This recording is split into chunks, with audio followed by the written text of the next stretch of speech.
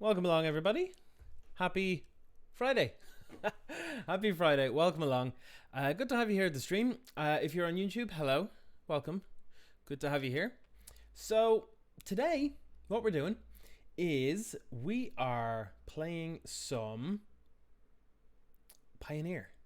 We're doing some Pioneer today, and it's going to be a very me deck for this one, which I'm really looking forward to because it's been a while since I, first of all, played Pioneer. It's a format that I really enjoy. Hasn't been great recently, but it's been picking up a little bit. But there's a deck that 5-0'd there a couple of days ago, and as soon as I saw it, I was like, I gotta play that. I gotta play that right now. And that deck is over here now. It is Izzet. Oh, that's not it. Hold on. Izzet Pyromancer. Here we go. So this is, it's a fast aggro deck. It's mostly red based, as you can see, but there is a little bit more to it than your typical like prowess decks and stuff. So the deck is sort of broken down into kind of three main pieces really, but four realistically. You can break it down as far as two big chunks if you want, but we'll just run through the different parts first of all. So first things first, like most Izzet prowess lists, we kind of have the required sort of starting group of creatures. That is 4 Monastery Swiftspear, 4 Soulscar Mage, and 4 Sprite Dragon. So Sprite Dragon being the newest one from Ikoria, 1/1 flyer and with haste, and whenever you cast a non-creature spell, you put a +1/+1 counter on it. So this makes up for the fact that it's just a 1/1 at 2 mana by it being a more permanent prowess effect. Instead of just being prowess, it actually gets counters. So that's pretty good. Then Soulscar Mage sees play in Modern, Pioneer, and did in Standard at the time as well in the Mono Red decks. And even as far back as Legacy, sometimes shows up in the likes of Delver lists and stuff. But it is very, very powerful. If a source we control would deal non-combat damage to a creature an opponent controls, you put that many -1/-1 counters on it instead. So if you direct a shock at something, instead of dealing 2 damage, it'll put 2 -1/-1 counters on it. So it means it reduces its power and toughness by 1 for each point of damage. And they're permanent. Like, until those counters are removed, they do not go away. So this means that we can use things like Shock and Wild Slash to shrink bigger creatures that we may otherwise have problems with being a red deck. And that's really, really good for us. Monastery Swiftspear doesn't have that ability, but does have haste. So makes up for it by being a little bit more aggressive, but a little bit less able to control the board. Ideally, turn 1 Soulscar Mage, turn 2 Monastery Swiftspear into like a shock or something. The nice little start.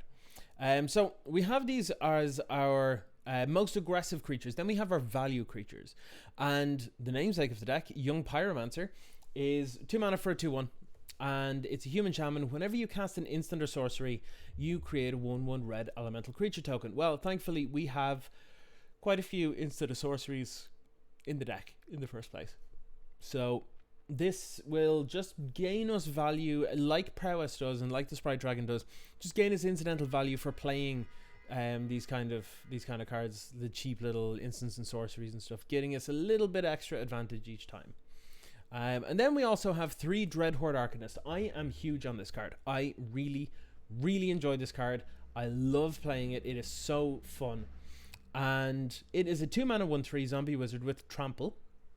Which seems weird on a 1/3, but whenever it attacks, you may cast target instant or sorcery card with convert a mana cost less than or equal to Dreadhorde Arcanist's power from your graveyard without paying its mana cost. And if that spell will be put into your graveyard this turn, you exile it instead. So, why are we playing this? Well, we can flashback and opt, and after casting it, so we can turn 2 Dreadhorde Arcanist. Turn 3, we can cast an opt. Say we have a Soulscar Mage out or something like this. It'll proc prowess on that. We can then attack. We can flash back the opt. That's proccing prowess again, and also drawing us an additional card. So at that point, it's card advantage, and it is a card advantage card, because it enables you to turn 1 spell into 2 spells, which is pretty good. So in order to make use of all of these creatures really, we need to be casting spells. And the spells that we're going to be casting, we first of all have some removal or direct burn in the form of Wild Slash, 4 copies, 2 damage, to any target, and if you control a creature with power 4 or greater, damage can't be prevented this turn. Now, we do have ways to make that ferocious part actually happen, though it is quite rare that we'll need it. It does come up in the 4 in terms of like protection and that kind of thing. We've also got one copy of Shock here because it's basically copy 5 of Wild Slash. We have 4 Opt because, well, it's a cantrip and it's good and it's in the format and it's great and we'll take it. Similarly, we have Crash Through. So creatures we control gain trample until end of turn and draw a card. Now, the trample part will work best when we are using things like Sprite Dragon or Soulscar Mage or Swift Spear. It'll matter a little bit less for these ones. But the fact that it replaces itself and we can then flash it back with Dreadhorde Arcanist as well is quite nice. We also have Invigorated Rampage. We're starting to get into 2 mana spells now, which is quite rare for these kind of decks, but we've only got 2. So it's 2 mana for an instant. Choose one. Target creature gets +4/+0 and trample until end of turn, or 2 target creatures each get +2/+0 and trample until end of turn. So you can spread the love, or you can get it all in on one creature if you think that you're going to be able to punch through with it. Now, we have a card again from Ikoria that I'm very excited to play around with here, and that is Of One Mind. These are now, we're moving into our card advantage kind of spells here.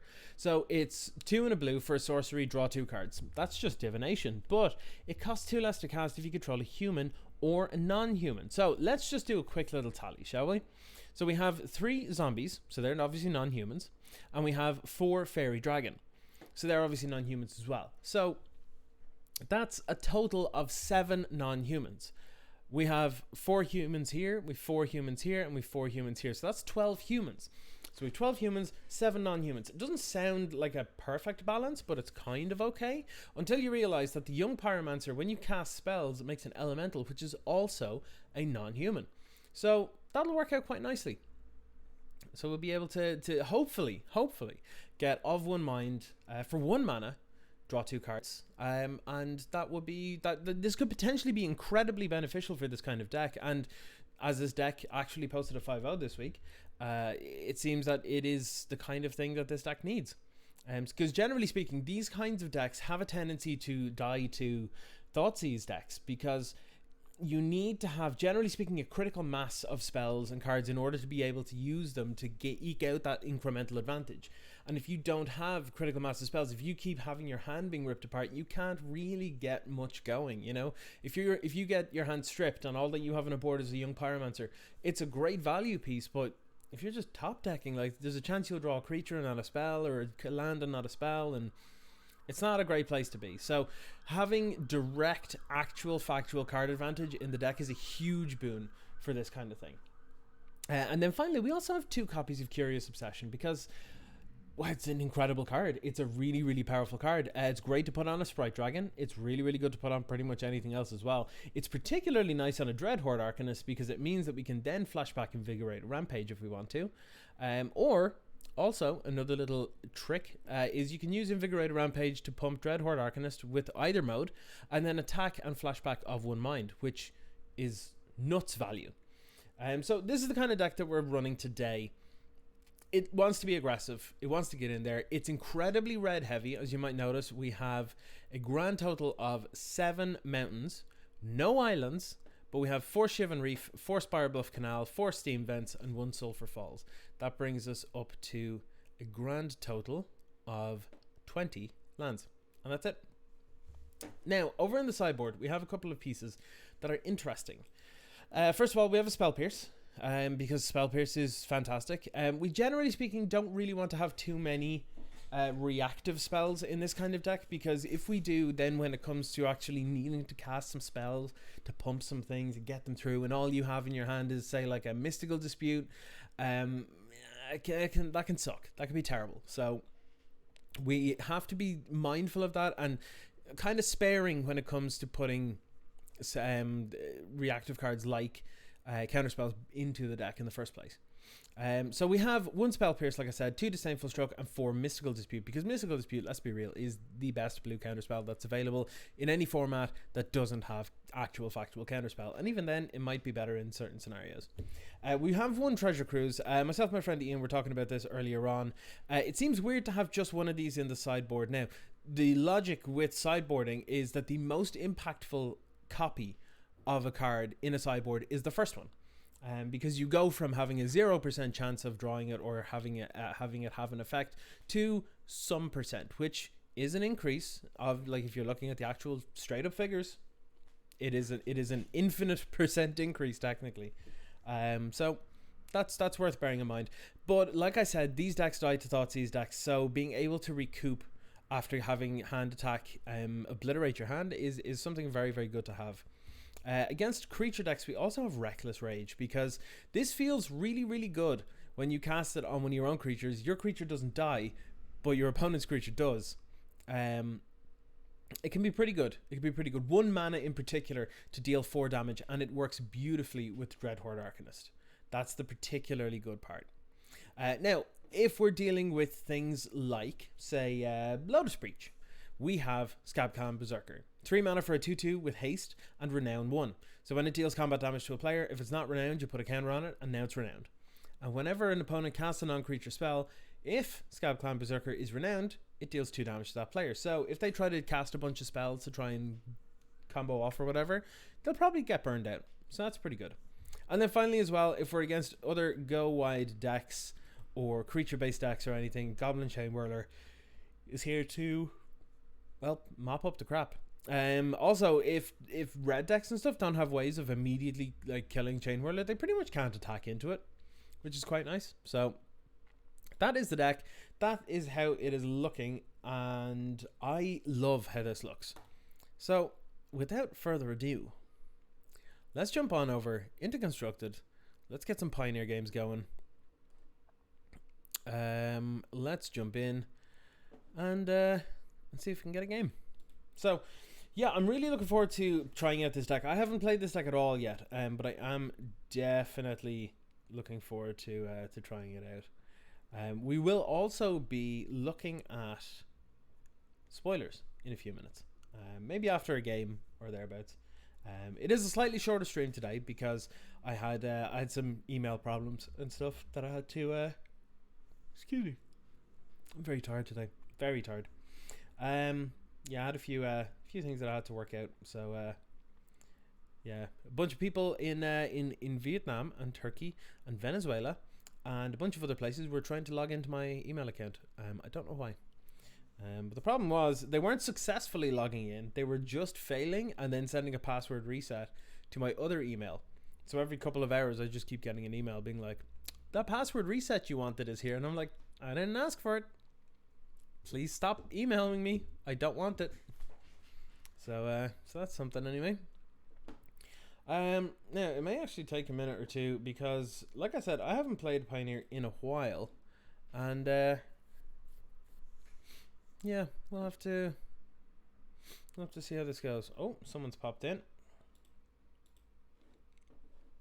Are we good? Are we ready? Oh, here we go. We won the die roll. Happy days. Happy days. Well,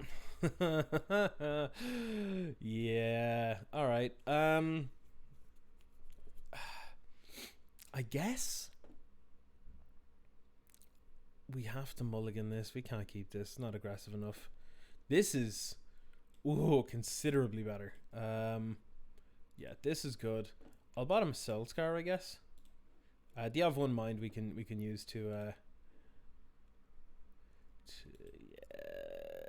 let's get Soul Scar Mage out first.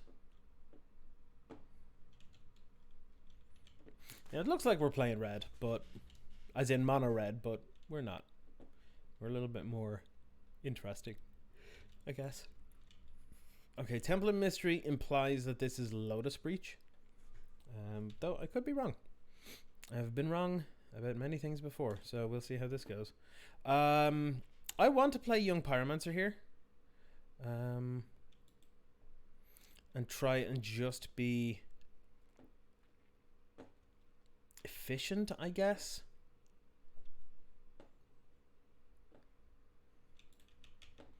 It's not ideal, but if we can get a 1 mana spell here off the top, we'll be doing brilliantly, because it means we'll be able to go Monastery Swift Spear, 1 mana spell, make a non-human, cast off 1 mind, draw 2 cards. That's 2 prowess procs.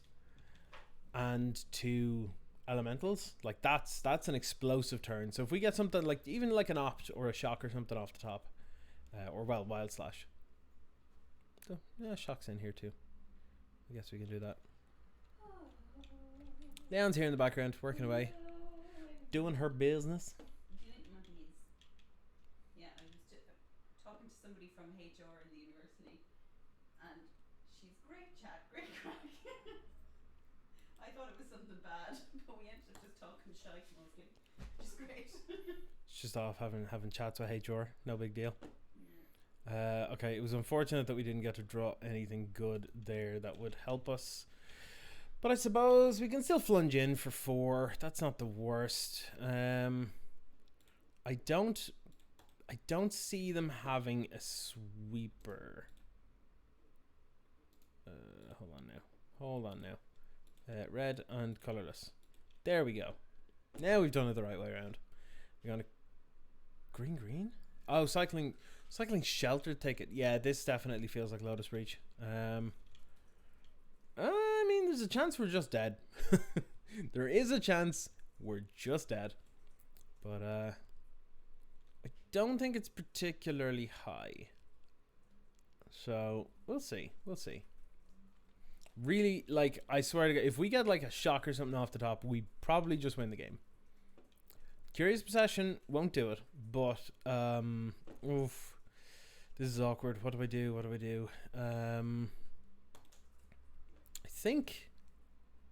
think I put it on this. Prowess triggers, yes. They do run some interaction main board, so there is a chance that this fails, but we'll see. So this is 2, 4, 6. This is 9 damage. Should bring him to 6. We draw a card. What we need to do is we need to get. Oh come on! We need to get more spells. We need to get more spells. I should have probably fired off the Of One Mind instead, but this works okay, I guess. Yeah. So there is a real chance we're dead here. Not really what I want to see, but wait, they've no mana now? They just lose.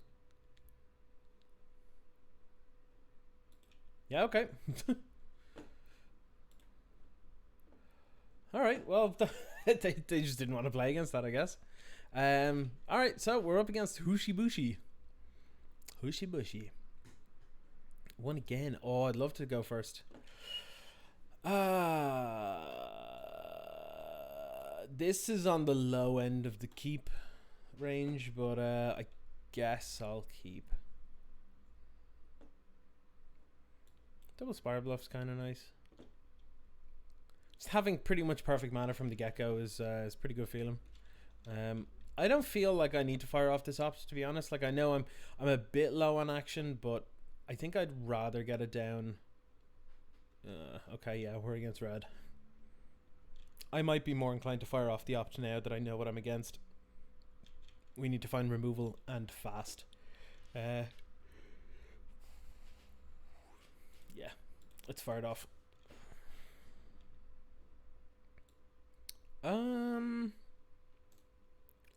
Yeah, no, I'm in a more controlling role at this point. Wild Slash is good here. I think I'll take that.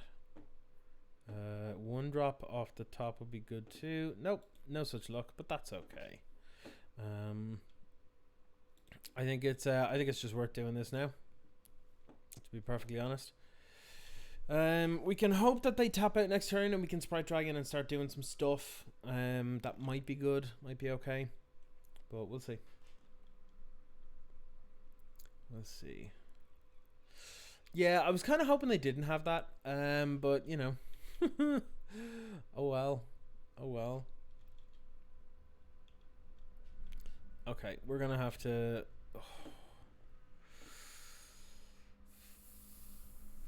Sprite Dragon is a bad play here. I think we just play Of One Mind and just hope to find something. Because if we play Sprite Dragon here, we'll take 2. Then if we play like Crash Through to try and draw more cards and make this bigger, it'll only become a 2/2. We'll draw 2. and then they just untap and wild slash this, and then like we're way down on life and stuff. So, Tara, welcome along. Hi, Cara. How you doing? Leanne's over in the background here as well. As always. Yeah. Where else would I be? Oh, we getting combated. There is a real chance that we lose now because we didn't hold up the wild slash and instead just took out the swift spear. How are you? Well, I'm alright. I'm okay. Playing some Izzet Pyromancer in Pioneer, which I'm looking forward to. I'm looking forward to probably building. This feels like my kind of thing. So, very much looking forward to it. Big fan of the deck choice, yeah. Okay, so like we don't have many good options here. I guess we could, like, I think honestly our best option is just of one mind again here, because we could put out Sprite Dragon and like Swift Spear or Soulscar and then of one mind, but then we're taking 6 because of that. That feels like hella bad. I feel like we needed to have an answer to this like on the spot, and we didn't. Well, we did, but I used it on the Swift Spear instead, like a fool. Yeah, let's try this. Go to 11. God damn. Okay.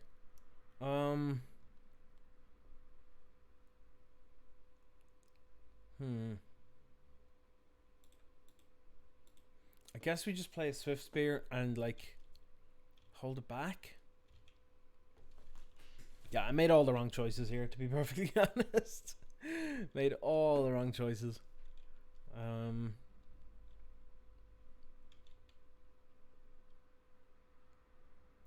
They have an answer to it. Oh, going upstairs, sure. That's still not good for us, but yeah. Concentration heavy work, no bother at all. I'll try and provide some like calming sounds in the background. Calm ocean sounds.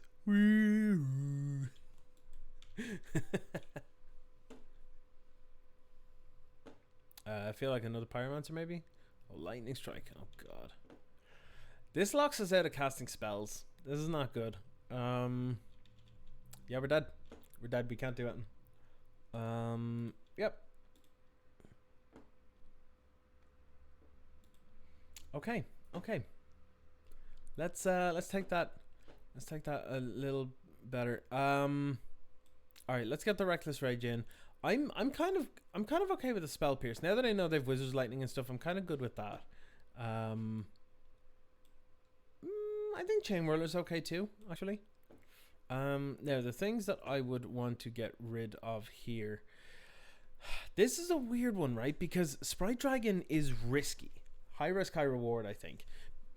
Because you play Sprite Dragon and attack. If they have anything, they can just kill it immediately. But if you get like Sprite Dragon out and then cast like say 2 spells, it's going to be so hard for them to kill it. So I'm kind of like, maybe we keep it. I don't know.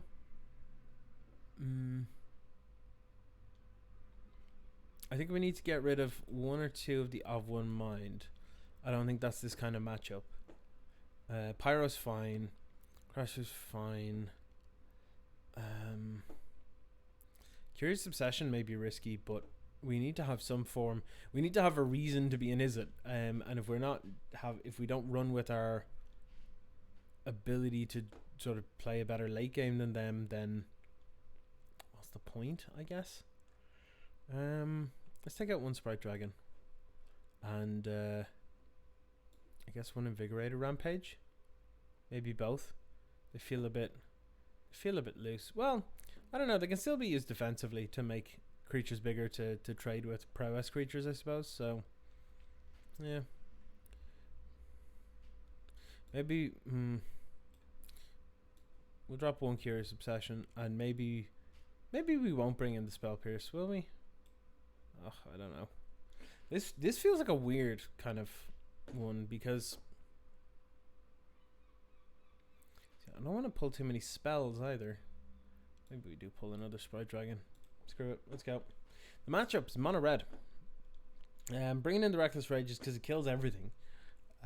Bringing in one Spell Pierce because it's the only counter spell we have that will interact with anything they have. So, cutting some of the of one mines and stuff because I'm gonna keep this because they don't have a whole lot of 3 power removal. So I'm gonna play this out tapped and pass. Generally speaking, in my experience, Izzet versus mono red almost always wins because it's just way more consistent and nearly all of its spells say deal 2 or 3 damage. So yeah, it can be tough. This is going to be problematic because while I want to deal with this, if I deal with this and then they just have another Eidolon again, I'll lose the game. So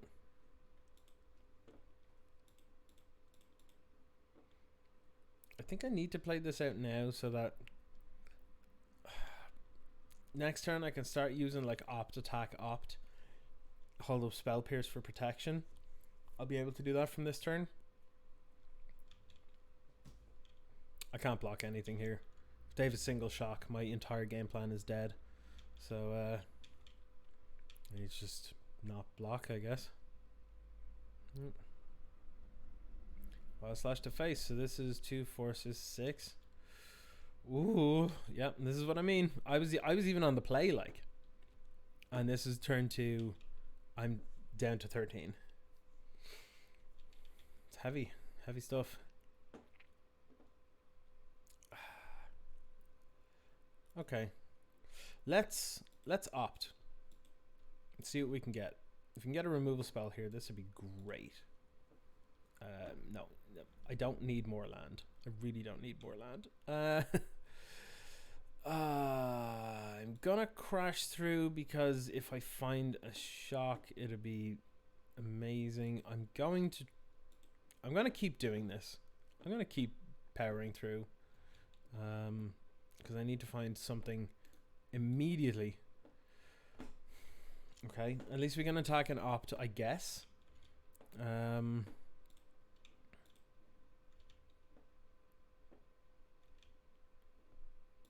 Cast this, please. Oh my god, all the land. All the pyros, what's going on? No. Jeez, we dug 13 cards into the deck there by turn 3 and got nothing. What happened there? We could actually just be dead here. Just saves like triple wild slash. We're dead. But some light up the stage maybe. Oh, Pyromancers. Okay. It feels like they have a Wizard's Lightning to take care of the Arcanist. But I'd probably go upstairs if I had it. That's really good actually. Like really good. So I'm gonna play this. I'm gonna play Pyro. That's actually incredible. I'm gonna deal 4 to this.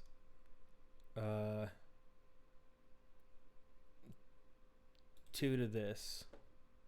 And I'm gonna pay red. Reckless Rage, hell of a card.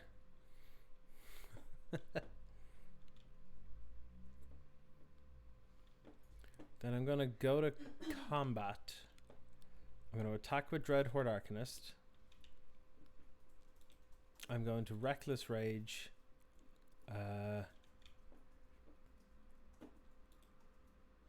Target this, target an elemental. Make another elemental. Alright, this feels pretty good.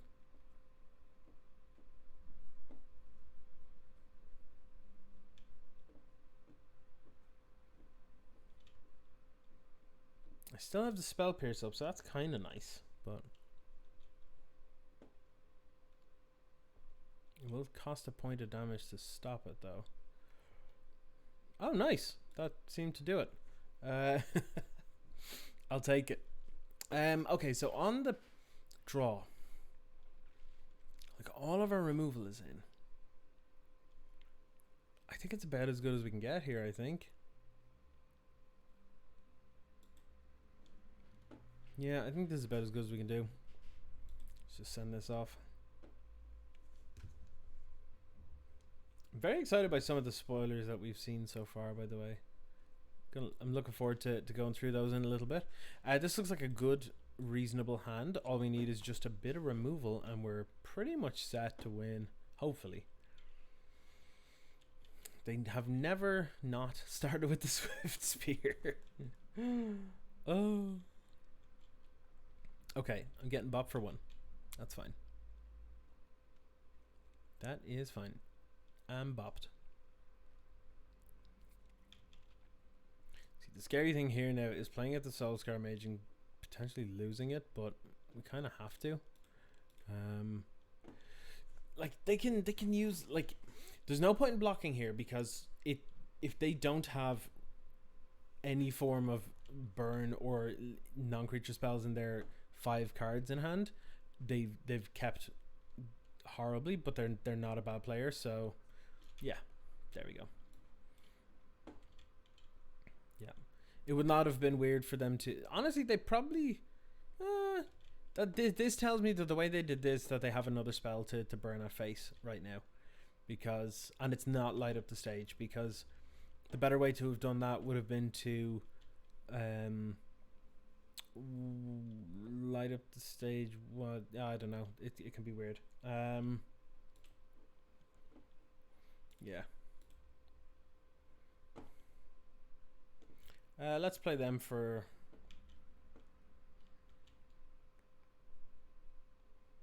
I'm happy to trade the Swift Spear with their, or the Soulscar Mage with their Swift Spear, but I don't think I'll need to.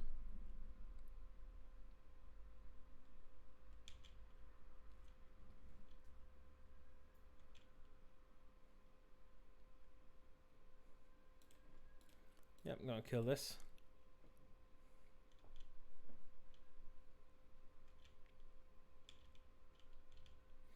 I ain't no fool. They did miss a land drop, which tells me that they probably have just a load of burn and stuff in hand, so not wild about that, to be honest. But gonna see if I can get some removal here.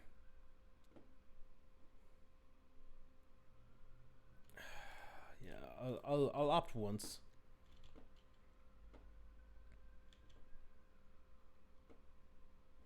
That's pretty good. I'll take it.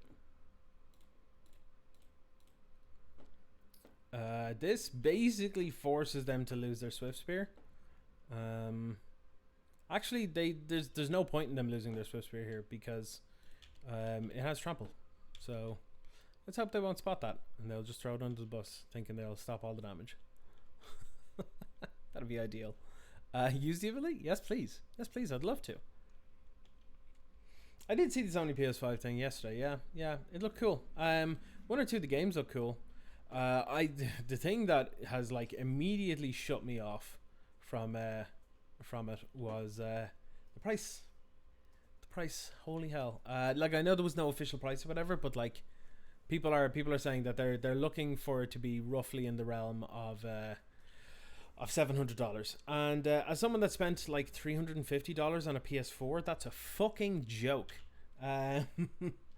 No.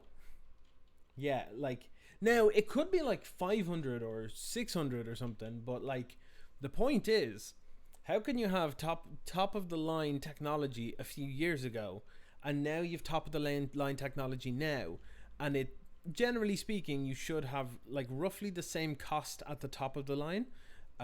Like as years continue on, bar like a little bit of inflation, but it's nothing major, you know. And it be that absolutely ridiculous. That's insane. That's fucking extortion. It's not right. So yeah, no, I'm not okay with that. Now if it's less than that, or you know, if I ended up getting a nice job and stuff, and you know, paid reasonably, I'd be like, you know what, sure, I'll do it. I don't care. That's fine. But that's not my current reality. So no, not at all. Some of the games look cool though. I like the look of Stray. where you get to play as a cat. That's cool. Humans are dead. It's weird, but I think I'm gonna have to keep that. Yeah, Stray looked really cool. Does this have the ability to beat red? It might do. It might do.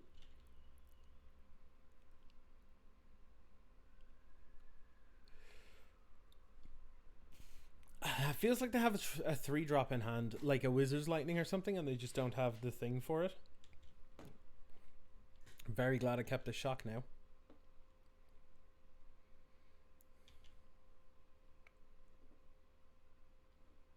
Alright, yeah, so I'm shocked this straight up. Like, no questions asked, this is happening.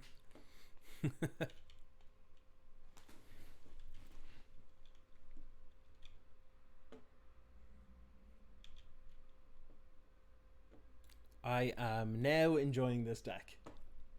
I'm now enjoying this deck. You ended up cutting Wizard's Lightning from your historic mono red deck. Yeah, it can sometimes cost a little much. I'm not mad on things sometimes costing certain amounts. I tend to like being pretty specific in what I can do. I'm trying to think, do I want this? No, I'm bottoming this. That's nice. I'll go to combat. Do I attack with everything? I think I do. No, I attack with the Swift Spear. Attack with the Swift Spear. What am I talking about? Let's attack with this. They want to block. Cool. That suits me down to the ground. I'm gonna hold on to Chain Whirler because I think, yeah, okay, it feels like they have, yeah, it feels like they've Pyromancer and Wizard's Lightning here. That feels like what was happening, and they were waiting for the third land to be able to do both in a turn. A light up stage, sure, yeah, that's all right. 2 Ramanap runes, not particularly scary, but it's a thing. I think we have this. I'm inclined to think we have this. Pretty sure we have this. Almost definitely sure we have this.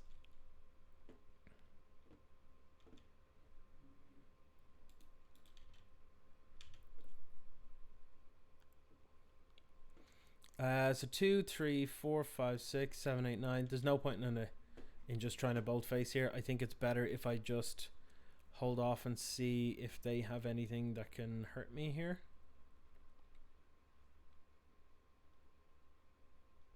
Yeah, I got there. Alright, so that's 2 up. That's 2 up. Let's go. Next one, Medalus 27. Medalus.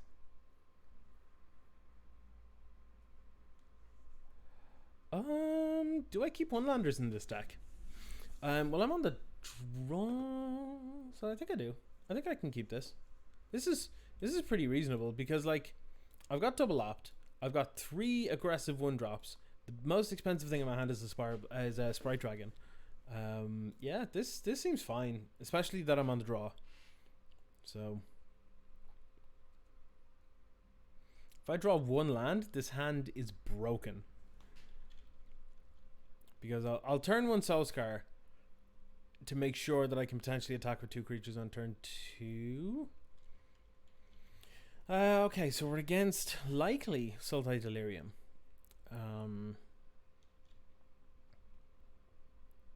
Makes me think about what I want to do here. Yeah, I think I'm gonna play. Soulscar anyway. And I'll ship the turn. One of the things I'm looking forward to when LGSs can reopen and stuff is actually playing Modern and playing Mono Red Prowess again. I really enjoy that deck. Okay, so here's the questionable bit. I think I need to opt here to get that land. Thankfully, like, all of our lands will come in play untapped except for the 1 Sulfur Falls in the deck. So here's to hoping we get a land. He's going to kill Soulscar now. You going to do something? Maybe? Oh, Grizzly Salvage? Yeah, sure. You want to play Commander and Canlander so bad? I know the feeling. I know the feeling. Yeah, I'm looking forward to it. I wouldn't mind playing some Commander. I've had fun with Commander recently.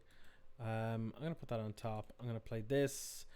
I'm gonna play out, I guess, Soulscar. Yeah, let's play out Soulscar. And then let's just bop for 2. It's only a bop for 2, opponent. Don't worry. You don't need to hit old Chins McGee here. Don't worry about it. Old Chin Scar Mage. His chin beard is funny, basically. That's what I'm getting at. Put deck list together from a very dumb Commander list the other day based on something Tomer from MTG Goldfish said. What did he say? He's always saying dumb stuff. Quite simply, dumb stuff.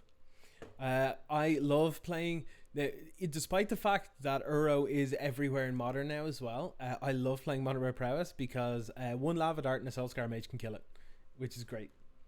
I just wanted to put a bunch of pingers together, a bunch of damage doublers. Oh yeah, that sounds great. It sounds really good. That sounds like the kind of thing I'd be into. I'm up for that. Liam might like that as well. Just machine gun Commander deck. Actually, the person that suggested this deck to me, Ian would like that deck. That's an Ian deck. Okay, this is awkward because okay, what I'm gonna do is I'm gonna go Swift Spear, right? Swift Spear, Curious Obsession. I guess the Swift Spear. You were just talking about it earlier. I knew it.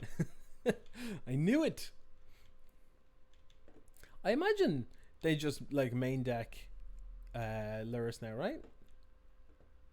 This is a hefty 7 to the face right here on turn 3, so I'm gonna have a look at that deck now in a mo. Bear with me. Clicking on it, letting it do a load. Please draw land. Please draw land. Please draw land. Yes, of course. Oh baby. I don't believe they have sweepers. I could be wrong, but let's pass to them. Let's see if they can answer that question. Do you have a sweeper? This is just a lot of guns. Like everything in here just goes 1 damage to something, 1 damage to something, 1 damage to something. I love it. I love it. This looks really good. Push. Yep. If they've just got like 3 removal spells, it's gonna feel horrible. This is exactly the kind of deck that I would worry about facing, but curiosity if I saw those. Yeah, this looks good. It looks really good. I like the look of it. So I imagine they're gonna go get something. I don't know what they get, but it's probably a creature, not a land. Or rampant, too lazy to make cuts. Yeah, something. It's fine. It's fine. Oh, Triumph. Sure. Don't wait. Really? Gonna tap land against triple Soulscar? Not sure where they're going with that, but okay, sure. Sounds fine to me. Okay, so here's the thing. Our 2-drops are very interesting, and it's interesting that we have all 3 in hand. So Sprite Dragon is bad against pointed removal because they can just be like, oh, in response, kill it. Dreadhorde Arcanist can also be similar because it has to sit around for a turn. Then when it goes to attack, they can be like, oh, kill it. So at this point, I actually think Young Pyromancer is the better card to play here, for this exact reason, because no matter what happens, if I cast a spell before they receive priority, I'm going to get value out of it. So I'm pretty okay with it, and I'm also very okay with the way this is going right now.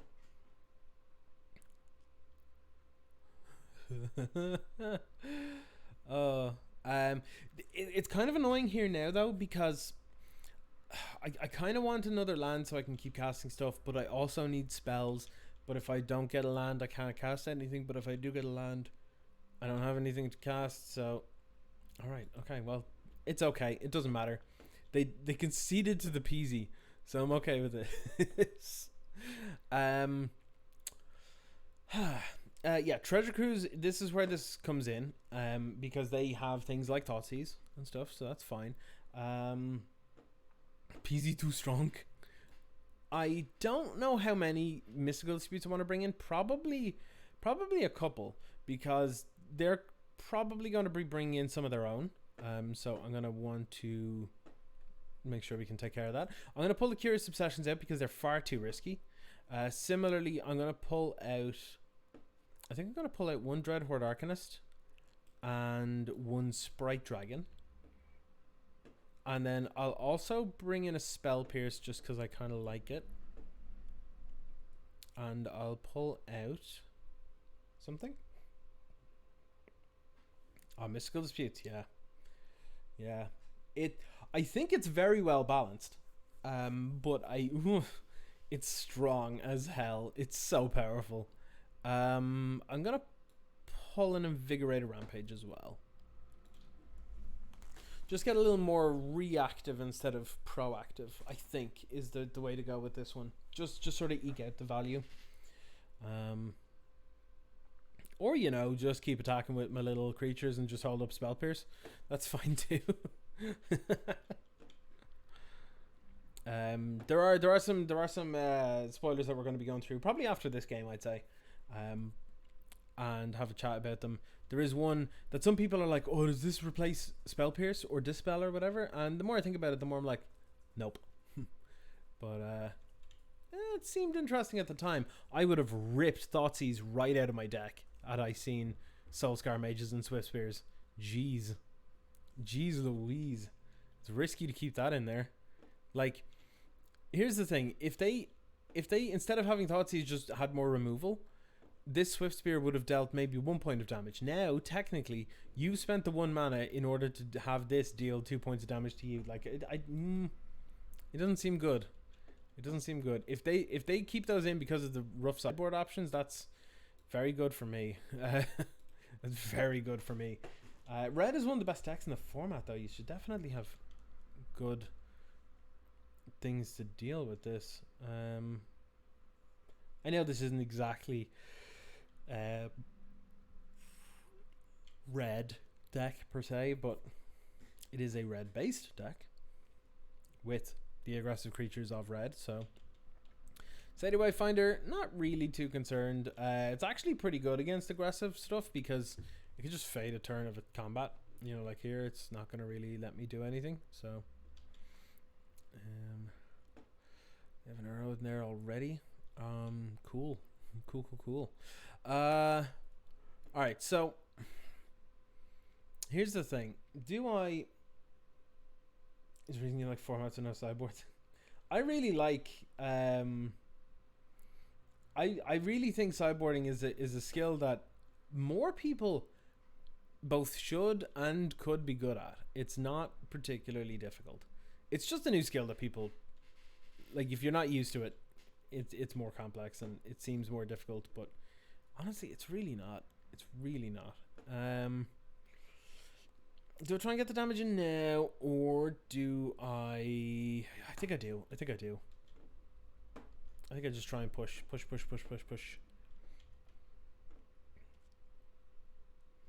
I can see why people wouldn't like it, because it's less like, oh, I don't have to think about the actual playing of the game itself, or like I only have to think about the playing of the game itself. Sorry, literally the opposite of what I just said. But yeah, I don't know. It like I'm not sure. It's interesting.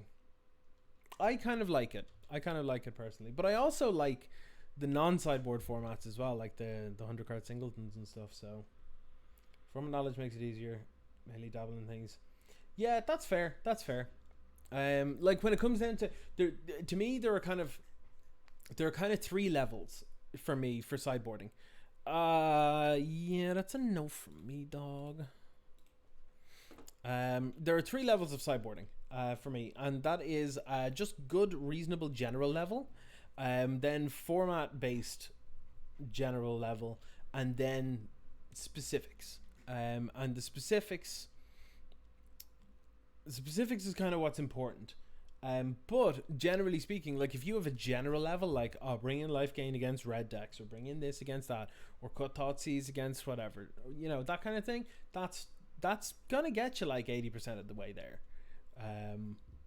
Generally speaking, also this is the thing, people keep trying to improve sideboarding, and this is an important thing, and this is how I got better at sideboarding. Is I was told, stop looking at what you can bring in, because that's the easy part. That's the part that anyone can get. You look at like counterspells and you're like, oh yeah, I mean, bring those in against, other counterspells or against things that you can't otherwise deal with and that kind of thing. But instead focus on what you can take out, like what are the weaker cards.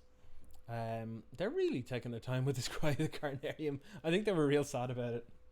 But yeah, it is a case of just like that, like hold on, I'm gonna have to do this now because there's no way I don't. I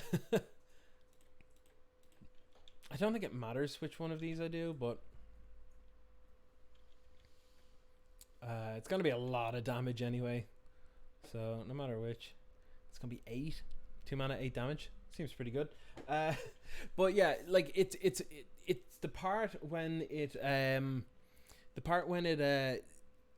like, as long as you can look at your deck and go, I can see why this wouldn't line up against the cards that I've seen or whatever, that's generally fine. Invigorated Rampage, 2 mana, 1 in a red, instant, choose one. Target creature gets +4/+0 trample, or 2 target creatures get +2/+0 gain trample. So I think it's the same. Yeah, it is the same. It is the same. It's exactly the same. I guess it just gives you more options for in the middle of combat with other creatures and that kind of thing. Maybe let you punch through, or let you make something big enough to kill something else, and just giving you extra options like that. Maybe. Jace Vryn's Prodigy seems kind of loose, sort of. But I guess they can flashback Cry if this flips. So yeah, we need removal. Well, it's not quite removal, but what do I do here? I play Swift Spear, and then yes, this is what we do. Swift Spear. Crash through.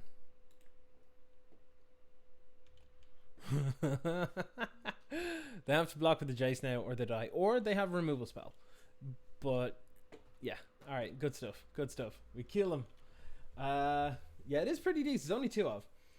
Something like the Hairy Stoneblades feel super bad if you only one creature. Yeah, exactly. Yeah. Kaladesh was pretty good. Turns out, that's where the card came from anyway. Leon walking around, obviously hungry now. No. Well, actually. Well, you didn't have lunch. We had a late breakfast. What did we have again? Fried mushrooms, scrambled eggs. Great. It was a nice old breakfast. What? Kaladesh good? I'm just like, I have work related anxiousness because our summer is almost here. It's a week away, and I currently don't have something to do.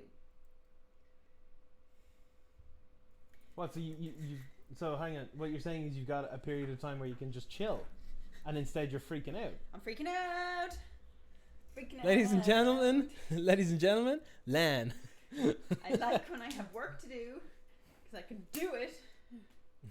But now I'm like, all people see here, by the way, is like not your face and just you being like, oh. But see, Tara, this is the thing. I feel like I must have something to do, and I'm just forgetting it, which is a terrible feeling. But also, I'm sorry you've been so busy. I'm so sorry. Chill. I'm so sorry. Chill out. It's okay. It's okay to not have anything to do for a bit. No, it's not.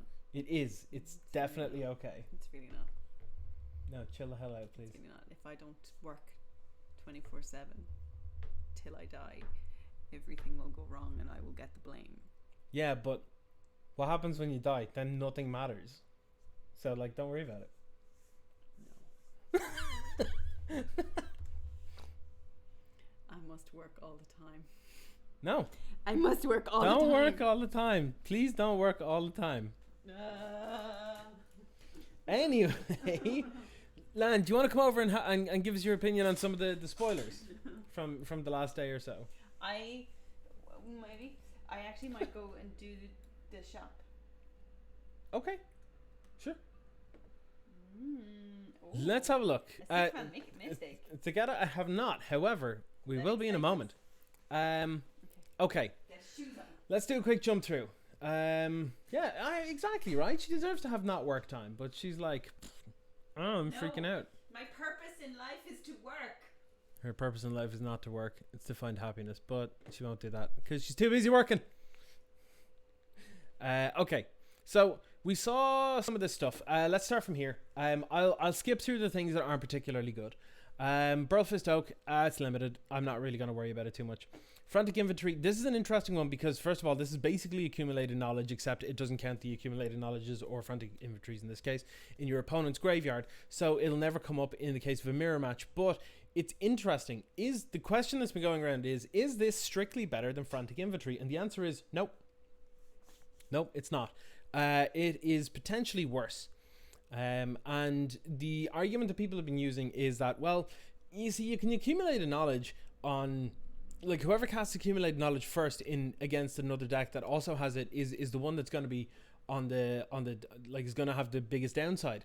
And yes, absolutely, that's why you need to be like, the better the player, the better accumulated knowledge becomes, because you are then able to have a better form when playing the, well, who's going to play it when, and when is a good time to do it, kind of thing. Frantic Inventory removes that piece, removes that extra additional hidden level of skill that's needed with accumulated knowledge. I know this because it happens in Pauper sometimes. Essentially, like, it actually kind of comes down to that. If both are legal in the format you're talking about, if you feel that you're a good player, play accumulated knowledge, and if you have experience playing with it. If you don't, and you want to just avoid all of that, play Frantic Inventory. Now, I mean, ideally, the best thing to do is either have everyone play accumulated knowledge or everyone play Frantic Inventory, because that way it doesn't really matter, and it reduces the variance of, like, oh, will they have it, will they not have it, or whatever. And by that, then technically, yes, running Frantic Inventory is the better option. But honestly, like, when I say better player, I don't mean, like, you know, like, I'm a reasonable player. I know I make a lot of mistakes on stream and stuff, but all in all, I'm not a bad player. I would class myself as a good player, but when I'm talking about good players with these kinds of cards, I'm talking about you made a pro tour. That kind of level. Like, I'm not that kind of good player. I would be the kind of person to choose Frantic Inventory over accumulated knowledge. But I would be the kind of person to choose accumulated knowledge over Frantic Inventory to learn. That's very different. That's very different. I would probably make more mistakes, but I learn by doing. So in that theory, yeah. Transmogrify, this is kind of like Chaos Warp, except costs 1 mana extra and is a sorcery. But all I'm going to say about this is I'm really, really glad that Agent of Treachery was banned.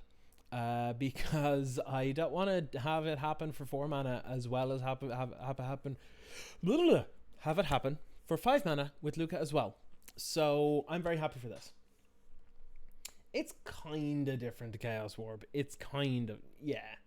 It's not completely different. It is quite different, I will say. Because it's not it was Chaos Warp's like permanent or something.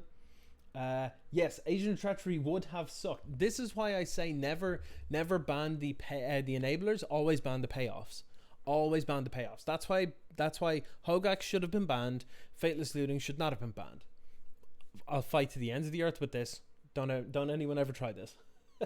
but yeah, Transmogrify, yeah, it's gonna be a cool thing. It's gonna see a lot of play in Commander and stuff. The way you're playing this card, you're building your deck around it. That is very true. That is very true. It just has a similar kind of effect, because it is an effect that you would see in red, where it has, generally, if you were to just stick this into any deck, it would have some level of chaotic variance and that kind of stuff, you know. Could see a lot of historic play. Well, Agent of Treachery is no, it's not, is it? Yes, it is. It is. It's suspended in there too. So maybe we'll see what happens. Anyway, we'll see what happens. Goblin Arsonist. This is good. This is good. It's not particularly good in Standard, because, like, despite the fact that the red black sack decks exist, we already have that one, the Footlight Fiend. that deals 1 damage to any target anyway. So the difference being that it's a hybrid Rakdos mana, but it's not a goblin, but that also doesn't matter. So it's no big deal, really. Next, I am excited about this one. Hardfire Immolator. 1 and a red for a 2/2. Human wizard with prowess, and you can pay red and sack it to deal damage equal to its power to target creature or planeswalker. This could be a real player. Honestly, this could be a real player. I'm going to grab my place out of these while I can because, well, it's good. I mean, a 2-mana 2/2 with prowess is fine. As long as you can play him at some point or whatever and be able to protect him, yeah, it's real good. What I would need to see in order to convince me to want to play cards like this, though, obviously I'm talking about in terms of Izzet decks and stuff, I need to see something like Spell Pierce. Now, because we saw a spoiler from, it's a little bit later, we'll get to it in a minute or two, it's very unlikely that we're going to see Spell Pierce. However, yeah, it might be okay based on what we've seen. So, it is a better Ember Hauler. Well, it's not strictly better because this doesn't go face. It's also not a goblin, but you know, yeah. I don't think it's good enough for standard right now. No, I don't. There could actually be something maybe in historic, but we'll have to see. Hellkite Punisher, this is a limited, decent, uncommon, I guess. Fiery Emancipation, I honestly don't know how to feel about this. This is 6 mana for an enchantment, and if a source you control would deal damage to a permanent or player, it deals triple that damage instead. Are they just trying to make burn viable in Commander? Is that what this is? Even though burn is actually technically viable in Commander if you use something like Torbrand. You obviously want it for your biggest deck, yeah. But I don't know. I don't know. This is very noticeable in terms of like a change because there's nothing you can do going between double damage and triple damage. It's a very big step up. Like, here's double damage, here's triple damage. Like, there's nothing in between that you can go, oh, do 2 1/3 damage. You know, once you start going to triple damage and tripling things, it's hard to do. Damage double or stack? Yes, they do. So if you got 3 things that double damage, it'll do double the damage, then double it again, then double it again. It does in fact. Ian actually looked that up because he built Torbrand, and he has tons of damage doublers, and then just like bolt. So yeah. So that's that. Garrix Gorehorn, yeah, look, it's just a big chonker with a tiny booty. They always miss in leg day, but they're in every set. I don't like them. Now, here's the thing. We missed these, sort of. If we scroll back down, we will see Alpine Houndmaster, the one that fetches up this good boy and this good boy. Now, if we go and have a look, the 2 good doggos are here. Igneous Cur is 1 and a red for a 1/2 elemental dog with fire breathing. And Alpine Watchdog, look at this beautiful fluffster called Dover. Beautiful fluffster, 1 and a white, 2/2 with vigilance. Honestly, I actually think this is really good. I'm actually really good. I'm really happy about this because, like, it's a 2-mana creature that's fine by itself, that goes and gets 2 other creatures by it. Like, sure, you're drawing cards and they're not great, but like, that's doesn't really matter if card advantage is what is good. You know what I mean? So like, for example, like this wouldn't see play in like standard or something, but you would use this in, say, like Artisan and that kind of thing. Or this would be good in like Brawl because you can play this, you can go draw 2 cards and commit more to the board. That kind of thing is really good. And that's why it's important to look at these cards in the frame of, like, I'm not looking at it in just standard. I play like 7 different formats. So like nearly anything that isn't something like Garrix Gorehorn is going to see play in somewhere, which is pretty cool. And that's why I like it. Next up, Furious Rise. We saw this from Theros. I don't think I need to go through it. This just indicates that power 4 or greater is something that red and, well, probably green-red cares about in limited. But sure, that's limited. Valor Steed. I like this. It's 5 mana for a 3/3 with vigilance. And when it enters the battlefield, create a 2/2 white knight creature token with vigilance. Kata, on it being unplayable, I disagree. Not in standard. It's not playable in standard, but unplayable indicates unplayable in every format. So wording is important. Valorous Steed. Like, this ain't gonna see play anywhere. One or two people always ask every time they see like a good value creature like this, being like, does this see play in Pauper? And like the answer is, look at the converted mana cost. It's 5, so the answer is no. Like the CMC in Pauper is like way low, like hella low. The only reason stuff like Gurmag Angler or Muldrifter see play is because they're either incredibly cheap or incredibly impactful. So, similarly, Rambunctious Mutt, 5 mana 3/4 doggo. When it enters the battlefield, destroy target artifact or enchantment an opponent controls. It's fine for like limited, I guess, as like a sideboard card or a extra card if you're stuck, maybe. I don't know. Garruk Unleashed, 4 mana for a 4 loyalty planeswalker, +1. Up to 1 target creature gets +3/+3 and gains trample until end of turn. -2, create a 3/3 green beast creature token. Then, if an opponent controls more creatures than you, put a loyalty counter on him. This is cool. Generally speaking, the minus is usually the least important because it's the least likely to happen. But you get an emblem with, at the beginning of your end step, you may search your library for a creature card, put it on the battlefield, and it's shuffle your library. I like this because it's weird. The plus, I actually like the design on this because the plus should be, generally speaking, the design of Planeswalker should be that the plus is good, generally good when you're ahead, or in a parody or something.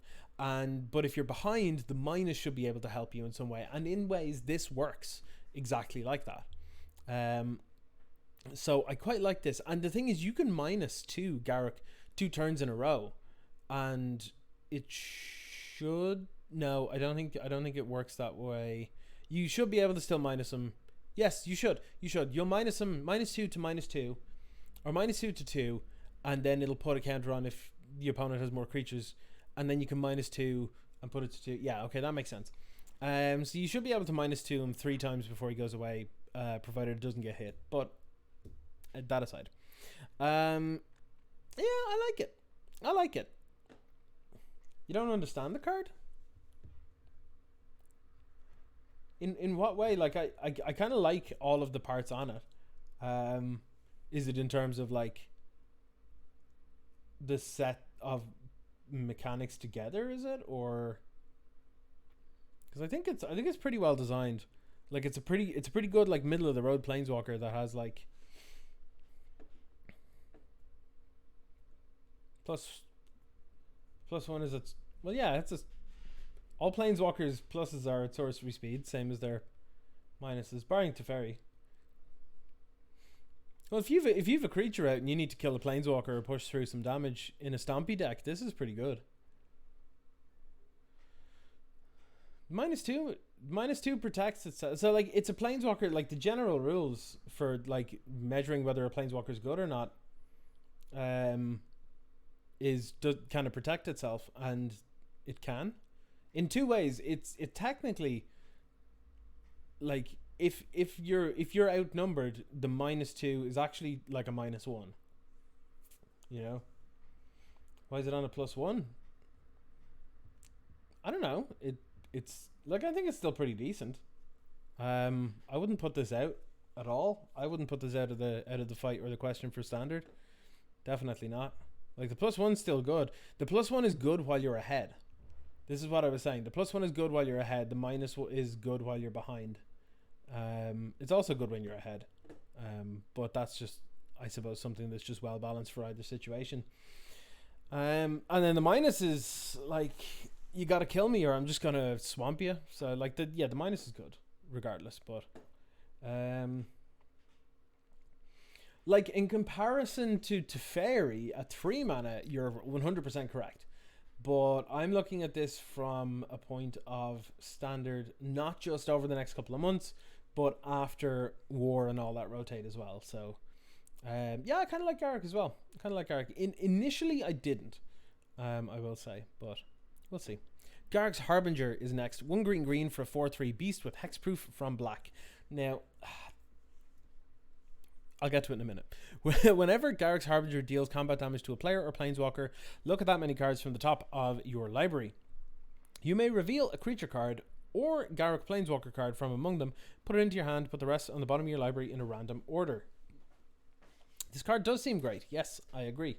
I quite like it. My main problem is that I don't like when they have hexproof from something and protection from something at the same time in the format. That seems... It's confused. I don't know. Like, it's... Pick one. Yeah, like Leanne's saying here, pick one. You know, like... It's fine. It's fine if you're an ingrained player or whatever. You know, and you're already in franchise and you're in. That's fine. You know, if you mess it up, like, it's on you, tough shit or whatever. But like, you're also looking at, like, they're trying to make things so that it's easier for newer players to get in and stuff. And they see hexproof from black and then protection from black, and that's just gonna confuse people. Yeah. And I don't think that's a good idea design wise. Like, again, like Leon just said, pick one. Honestly, I'm fine with either one. I don't think there's a problem inherently with one or the other. Go with one, you know. Yeah, mutation's fine, but like, I don't know. Like, hexproof to me is like a key word by itself, like flying, you know what I mean? Like, you wouldn't ever have like flying from black, or, you know, trample with red, or, you know, like, that doesn't, it seems like a cognitive dissonance kind of thing to me. It doesn't gel. It doesn't, I don't know, but protection is fine. Protection can be actually really feel bad, so I think I'm better with it being hexproof from black rather than protection from black. But that aside, generally speaking, protection means that monocolored decks tend to suffer as a result. So I generally, if given a choice, I would choose hexproof from instead of protection, mechanics wise and gameplay wise. But I think in terms of wrapping your head around it, I think protection is a little better than hexproof. But that's more of a thing with me than anything, you know. But anyway, one thing I'm very happy to see here, Vryn Wingmare. There we go, got it right. Vryn Wingmare. 3 mana for a 2/1 Pegasus with flying at uncommon. This is downshifted from rare. Non-creature spells cost 1 more to cast. Oh, I like it. I like it a lot. I'm looking forward to playing like a Taxus style deck. Hopefully a Taxus style deck will exist in standard. That is the dream. I would love that. I would absolutely love that. But this plus Thalia in historic could be very, very good. Does the website I quite like update in like real time? It doesn't update in real time. Like, I have to refresh it. Okay. But why? Is there stuff that I'll be excited about? I don't know if you'll be excited. Oh, okay. I'm still reading it. Well, I'm scrolling up anyway. Next one. This it gets put into historic as well. Yeah, historic is including anything that comes into standard as well. Protection is much better than hexproof, yes, but it can have some real feel bads, I feel. Next up, we have Subira. I'm gonna screw this up. Subira Tulzidi Caravaneer.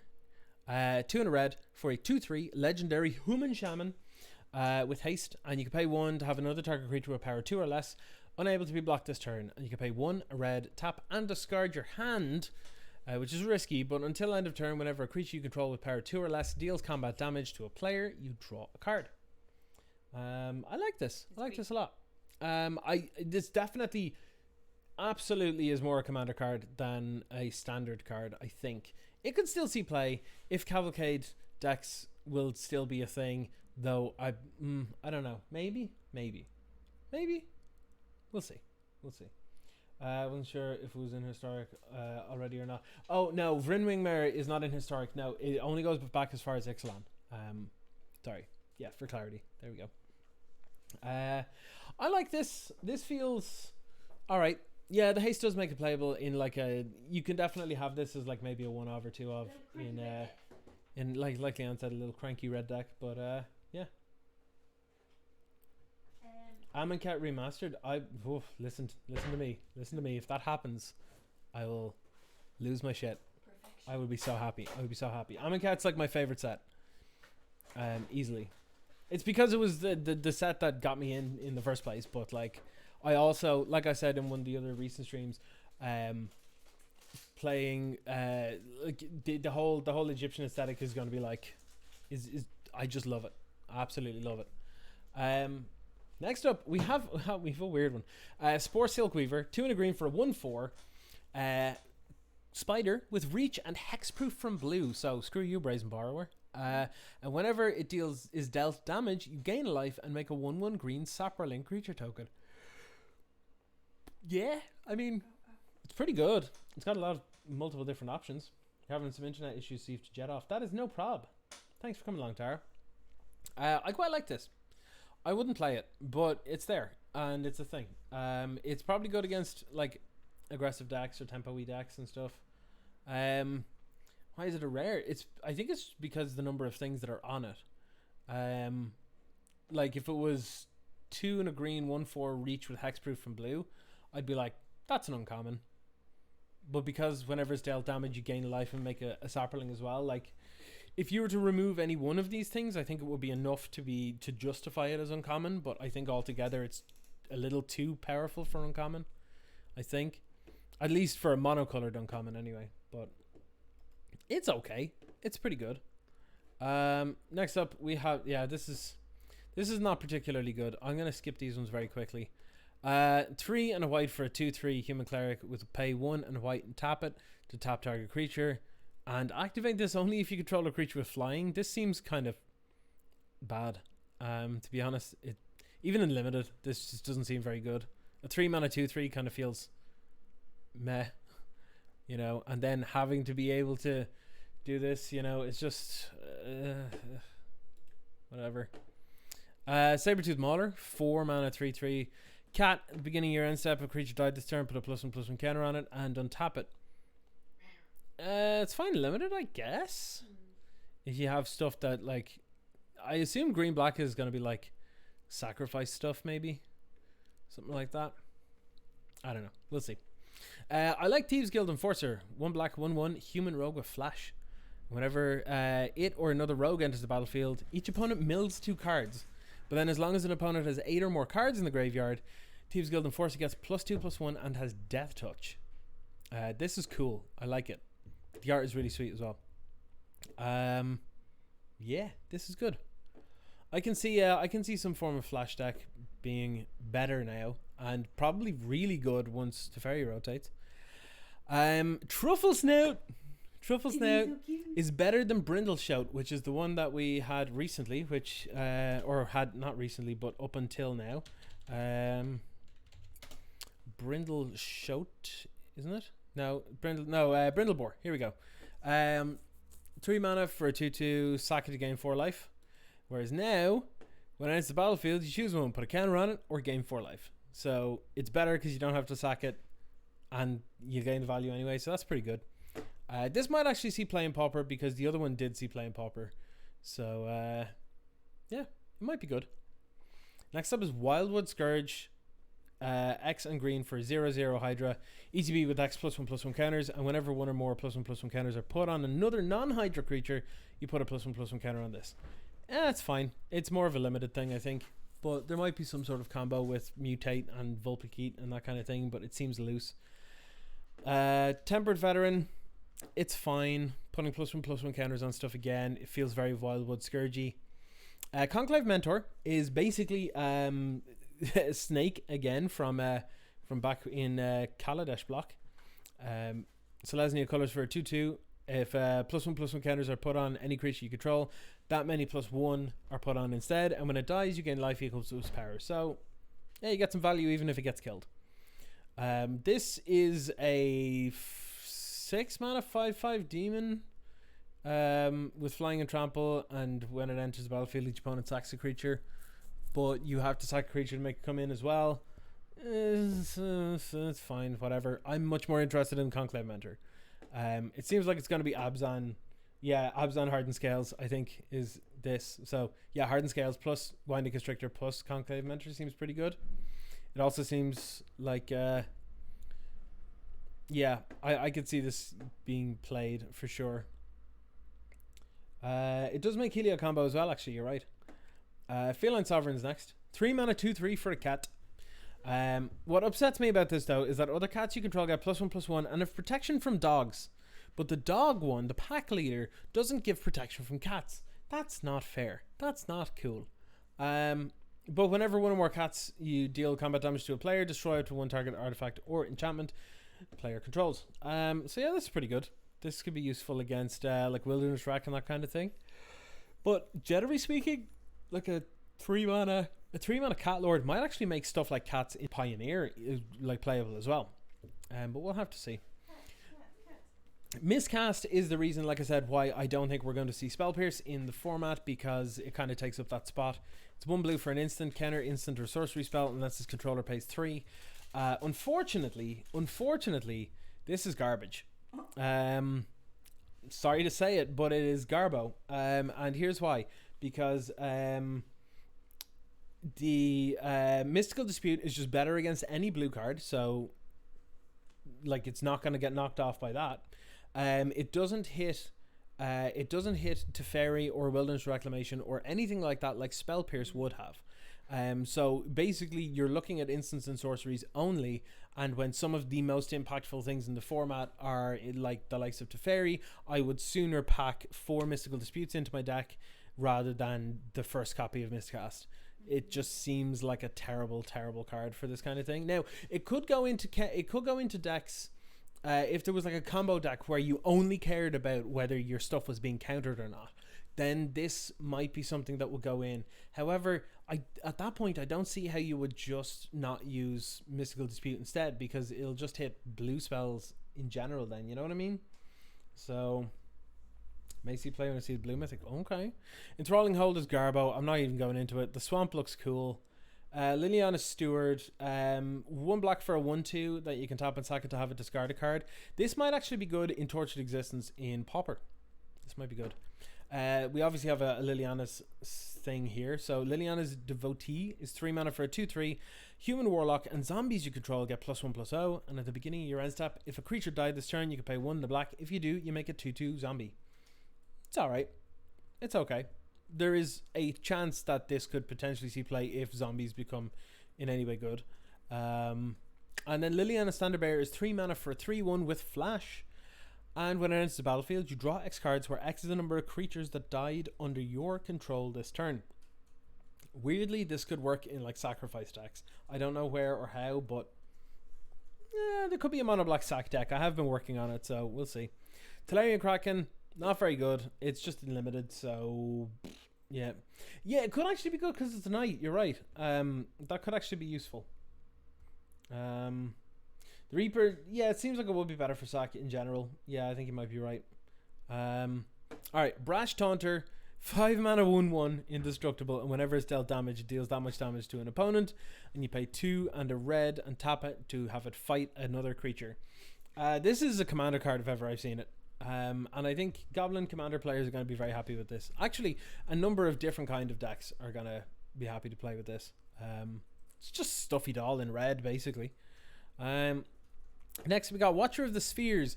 This is a weird one for me, right? Because white, blue, 2/2, Bird Wizard with flying, and creature spells with flying cost 1 less to cast.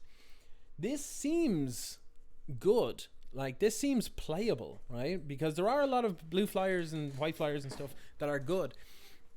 But it might actually not be able to fit in a flyers deck. It's weird, but it might be true. But possibly. Whenever another creature with flying enters the battlefield under your control, it gets +1/+1 until the end of turn. Is fine. Looks good, but you're never casting this on curve. Yeah, like that's kind of the thing. But also, like if you look at the flyers decks in either standard or historic, for example, like what are you cutting to fit this? There's actually so many good stuff in there. Like you've got the fairy miscreants and stuff because you need to get stuff down early. You've got the spectral sailors. You've got your new counter spell that counters. That's a mana leak if you've got flyers, so that's probably going to go in there because that's really good. And it's a force spike if not. And then you've got the Skycat Sovereign, the one that gets bigger with the number of flyers you have. You have Empyrean Eagle. If you go back into historic, you've got the the Flyer Lord, the Spirit Lord, or whatever one. Like, you've got so many things in there that, like, forcing a white blue 2-drop in it. I know you're reducing costs, but, like, I don't think that's what that deck needs. To be honest, I don't think it's what it needs. But it seems like it's worth trying. It's definitely one of those ones where I'm unsure. I don't think it's playable based on, like you were saying, with the yeah, exactly, with the number of pips. Like, you need the white for some of them, and you need the blue for, and then some of you need double blue, and then like Brazen Borrower, that's double blue, and you know, yeah, like, yeah, I'll try it. I'll certainly try it, but I don't think I can. Yeah, we'll see.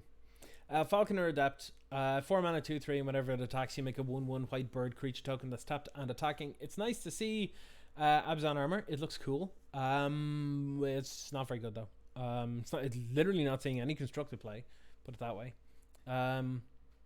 Well, it might see play in, like, I was about to be like maybe a Winota deck in Brawl, but no, they're banned there.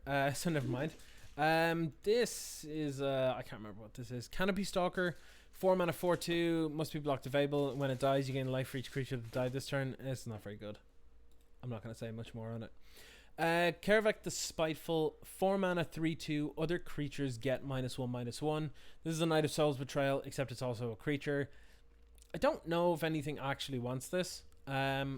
Personally, I look at this, right, and I compare this to like Ravenous Chupacabra, which was a non-legendary, uncommon ETB, destroy target creature, just yeet that thing into the sun. I don't care, and that's it.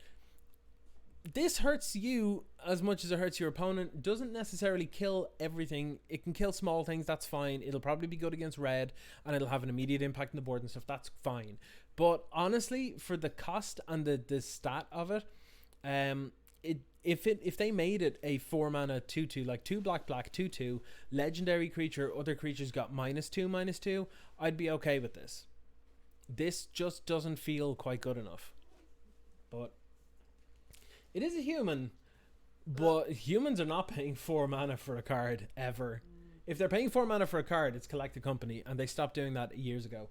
So I don't see this seeing play in any humans deck. Maybe in standard. If there's a standard humans deck. If there's a historic humans deck, which there is, yeah, maybe also. But I don't see it being particularly powerful. But the thing is, like, there's a lot of humans and stuff that, like, this will just undo Kudrow's.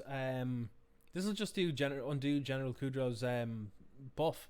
So, like, I don't see how this sees play. If anything, this would see play in like a creatureless deck, because it breaks the symmetry, because the only creature you'll have then is Kervek, and that's all that matters. You know what I mean? Like, I don't see how humans in any format would go play my creature, make my creature smaller and your creature smaller. Now we're just slowing the game down. It just seems weird. I don't know. This also seems like it's going to be like a hella bad card if, like, your opponent has a Kudrow and you don't have a Kudrow, and then you're like, oh lol, play this. Like, the 6-man Orzhov card was a beating, yes, but that also buffed your creatures while shrinking your opponents. This literally just does to both. I don't think that's good. However, what I do think is good is Nyambi, Steam Speaker. 2 mana for a 2/1 with flash, and when she enters the battlefield, you may return another target creature you control to its owner's hand, and if you do, you gain life equal to that creature's converted mana cost. And then you can pay 1, a white and a blue, and tap it, and discard a legendary card to draw 2 cards. So this is real good. This is real good for a number of reasons. First of all, you can use this to do some, like, combat tricks and stuff with, like, in the middle of combat, like before damage, flash in something, bring it back to your hand, gain some life, mitigate the attack entirely, all that sorts of stuff. And then she can flash in on end step, you can untap, and then if you've nothing better to do, you can pay 3, tap, and discard, say, another copy of herself to draw 2 cards. So instead of having redundant copies of herself or other legendary creatures, it's now just a strict card advantage piece. You know, that's really, really good. This is a very good card. This is also going to go into, like, a lot of commander decks as well, because there are a lot of them, like Sisay and stuff, that care about a lot of legendaries. And being able to discard legendary cards to maybe draw 2 more is pretty good. It's pretty good. Be fresh for a land we card. do some refreshing. Let's scroll down so we don't miss what's going on. Okay, so okay, I'm already happy. I'm already very happy. Let's skip over this very quickly. But Battle Rattle Shaman. It's 4 mana 2/2, and at the beginning of combat in your turn, you may have target creature get +2/+0 until end of turn. This is good in limited. That's about it. Yeah. I'm incredibly happy to see Unsubstantiate. This is my jam. I am all about this card. This is it's beautiful. It's so beautiful. This gives a middle finger to Dovin's veto. You can't be countered? Well, just put it back to your hand then. It's fine. Don't worry about it. It's fine. Don't worry about it. Or if you want them to lose the Dovin's veto, you can put the spell that you're trying to cast back into your hand. It's fine. Don't worry about it. It's grand. You just got around to your Dovin's veto. It's all right. I love this. The fact that it can also interact with creatures as well means that it's not dead in aggressive matchups. This is main deckable, and I love it. All right, let's take a look. Glorious Anthem. Creatures you control get +1/+1. Awesome. This is great. This is so good. This is super good. This needed to be in the format. I like this. Discontinuity. Wait, Discontinuity. Discontinuity. There we go. I just couldn't get the thing of it for a minute. So, yeah. 3 blue instant. As long as it's your turn, the spell costs 2 and 2 blue less to cast. End the turn.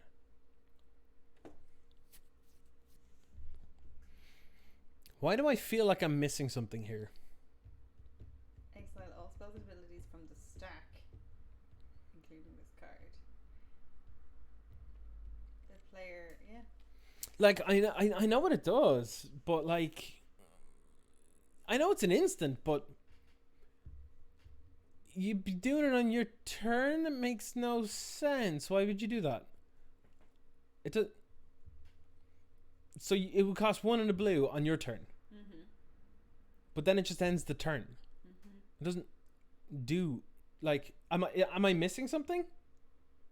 Am I missing something about, like, is there an interaction that I'm just not, it just hasn't come to my mind yet? What is it about this? Cast this in opponent's upkeep, play Uro, turn 4, stack the trick. What? Play this in opponent's upkeep. Okay, so pay 6 mana in your opponent's upkeep? What? Play Uro.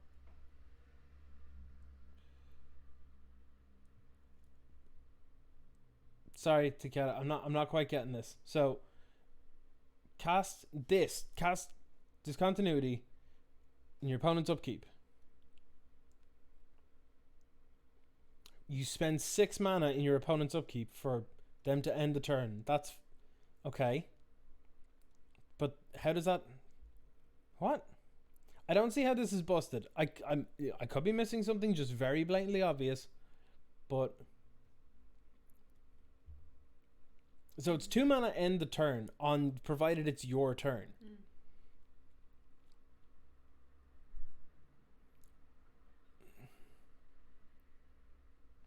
Damage wears off.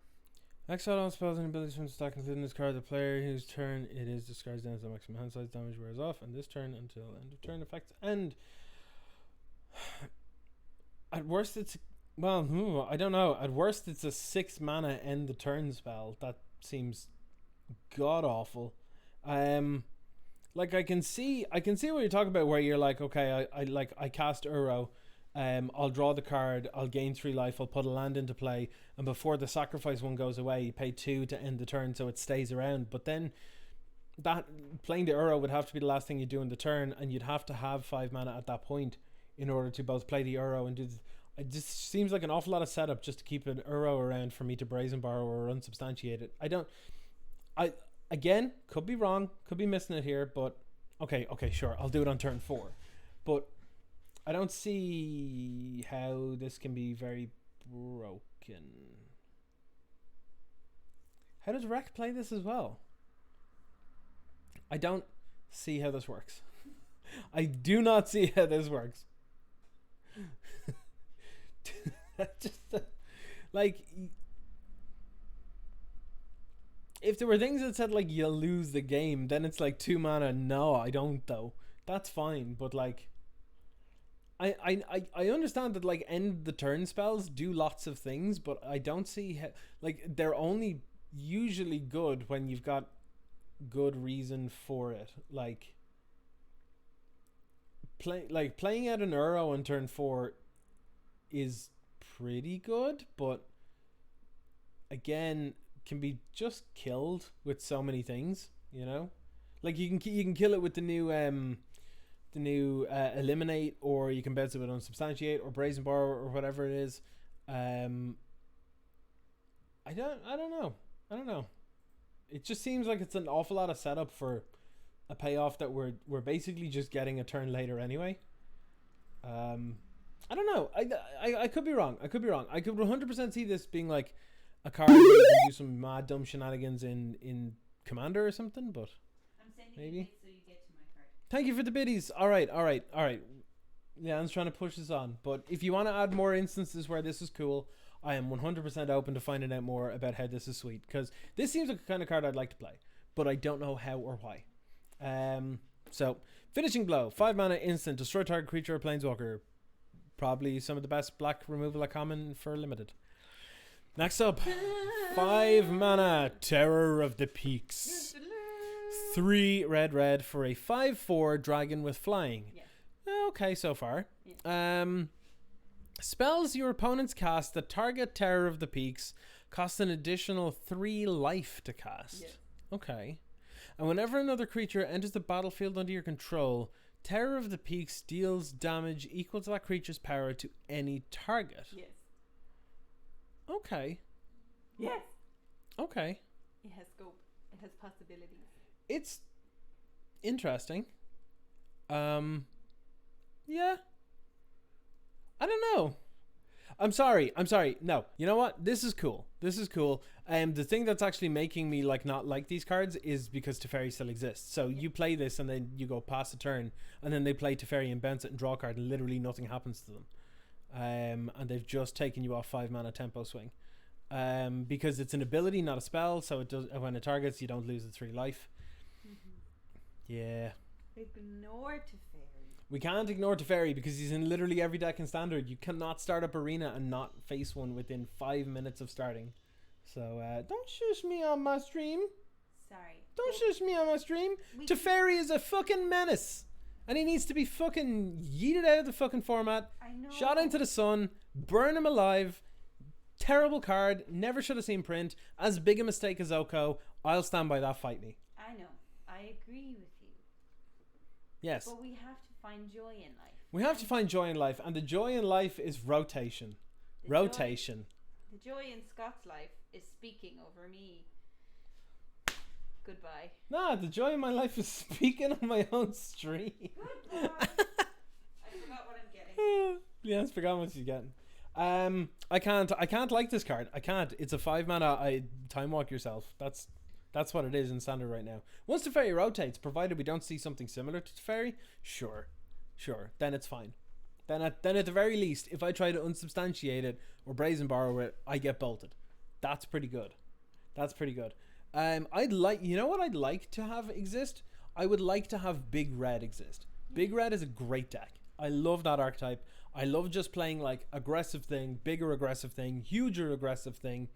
That's cool. And it's already got like good pieces for this. You got Bonecrusher Giant. You've got Torbran. You now have this. You've some combination of the Chandras. And then yeah, like that's pretty good in and of itself. Excuse me, hiccupy. But yeah, I can see this being good post rotation. But yeah, it's cool. It is cool. But yeah, these seem all right.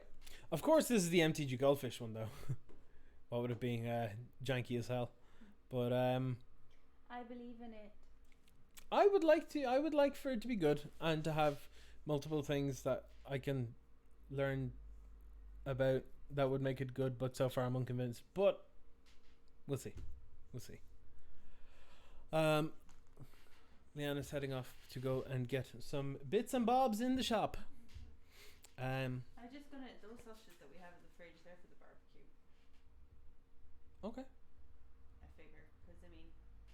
Dan's talking about sausages that we have. We have we have sausages? Yes, I bought them. This is news to me. When did we buy them? We didn't. I did when I did the groceries in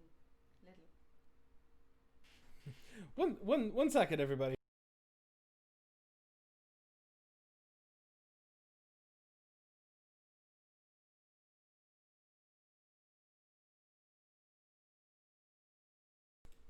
All right, so that's that. So what I'm going to do is the games. I've got time for one more game, but yeah, the spoilers so far. Some of them are really interesting. I'm not yet convinced by what's it called discontinuity. Is that what it's called? Yeah, discontinuity. I'm not convinced by it, but maybe I'm missing something. I don't know. It just seems loose, but yeah. Anyway, back to Izzet Pyro.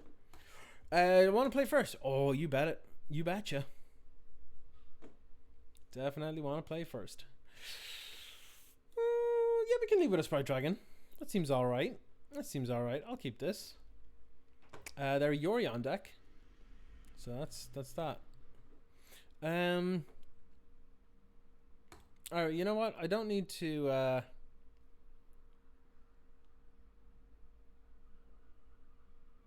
have this come in tapped. I can just pass it over. This generally implies that it's either Mono White Devotion or yeah, probably like a blue white control kind of game here, but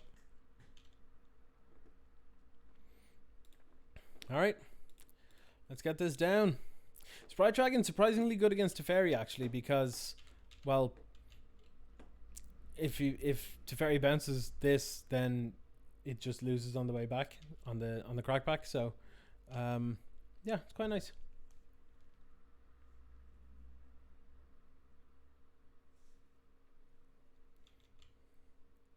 Beginning of combat. Here we go. Okay, so I want to play Swift Spear here. I want to play Of One Mind for 1 blue mana. Oh, that feels good. Oh, that feels real good. I'm not going to lie.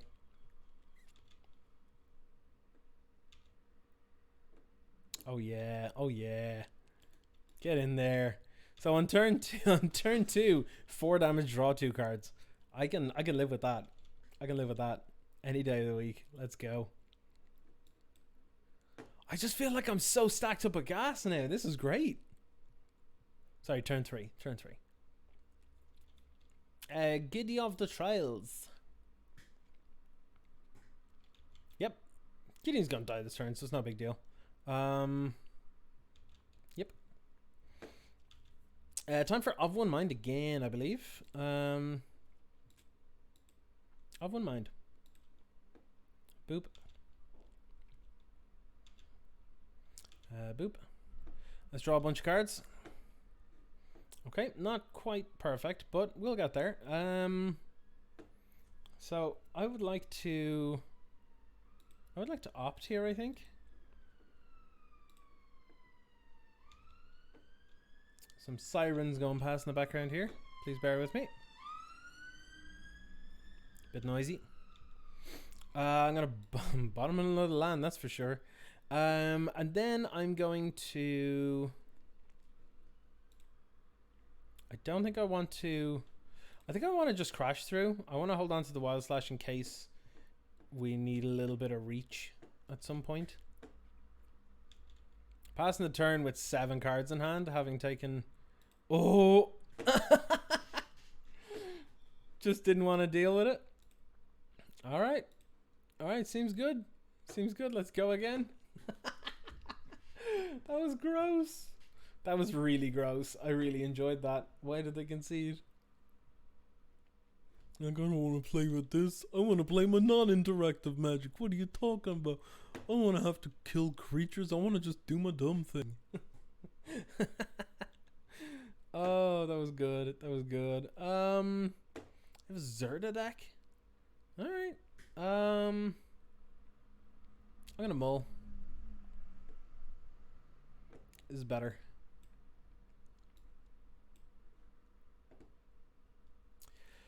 The Reserted deck. I'll get rid of the shock, I guess.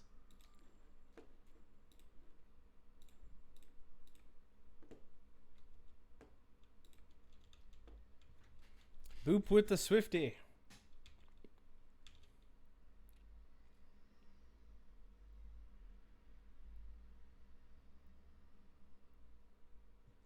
So depending on what they do here, I'm going to play out.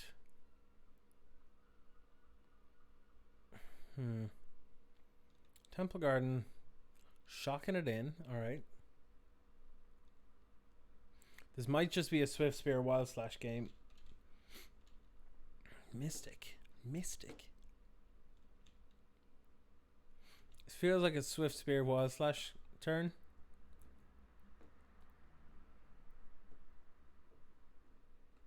Yeah.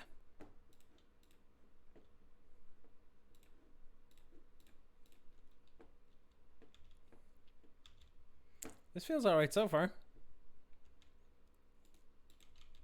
We need to get something good here, like ooh, of one mind off the top would be good, because then we can go Dreadhorde Arcanist of one mind.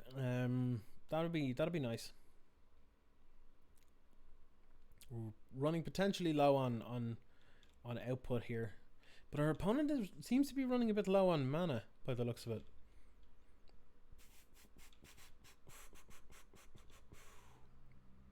All right. Oh wow, really? Oh, I'll take it. Yeah, it's exactly what I wanted. Oh, couldn't get better than that.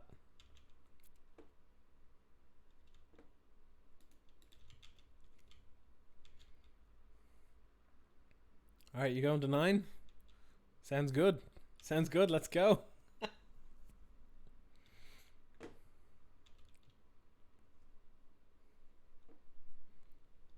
We could very much see a concede out to the lobby again. It seems that people don't want to play against this kind of thing right now.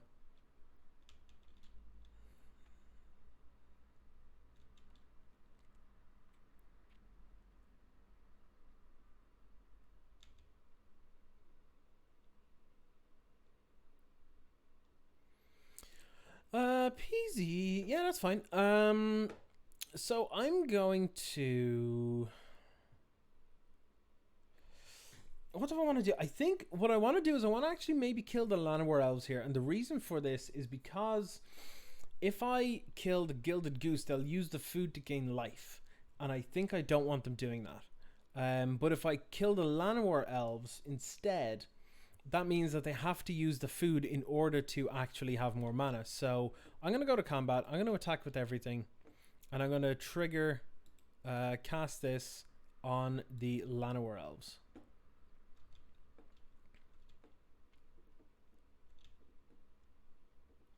Now they might also just want to block with the Gilded Goose, but they're in a lot of trouble.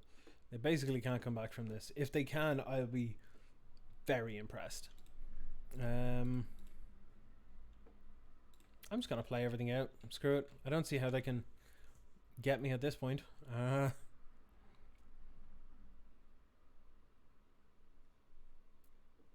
Seems they kept a really sketchy hand. This looks like it was a big mistake for our opponent. If they're playing this many mana dorks, I'm inclined to just lean towards bringing in Disdainful Strokes just in case.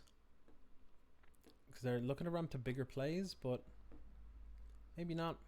Maybe we just bring in a bit more removal. Or maybe we're just kind of good as we are. I'm inclined to just run as we are. Just see what our opponent does, because we literally saw a Temple Garden, a Gilded Goose, and a Llanowar Elves. That's it. That could have been one of many things. And an Elvish Mystic as well. It's unlikely that it is an elves deck because you wouldn't see the. You wouldn't see many things there. Banned spirits? No, the modern version runs. Excuse me. The modern version runs like Bop, 1 or 2 Bop, and the what are they called? Oh, the dealies. What's their name? The expensive mana dork. The why is their name gone from my head? I've killed 1,000 of them.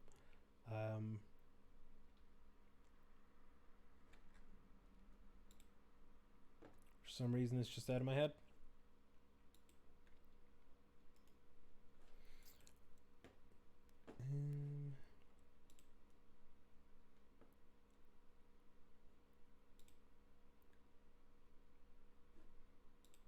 Pretty sure I can find it pretty quickly though. Let me see. Noble Hierarch. There we go. The more expensive mana dork. Noble Hierarch. This is fine. Let's keep this because I can shock turn 1 to kill a dork, play Dreadhorde Arcanist. They aren't really very far ahead, and then I can attack and kill another dork if I need to, or Invigorated Rampage to do a bunch of stuff. Invigorated Rampage on it and then flash it back is an insane amount of damage as well. So pretty good with that too, actually. I really hope I get to do that, actually. My turn 3 is going to be Busto. Yes, that's fine. Always bolt the bird, or in this case, shock the goose. But that's cool. We can do this.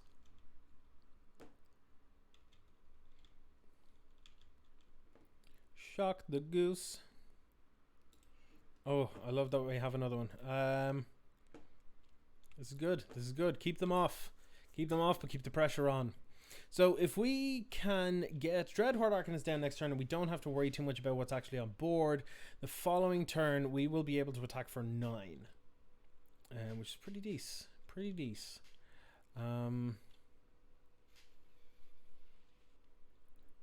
Feel like this is a combo deck, to be perfectly honest. This feels like it's going to be a combo deck. Everything has activated abilities. Seems weird. I'm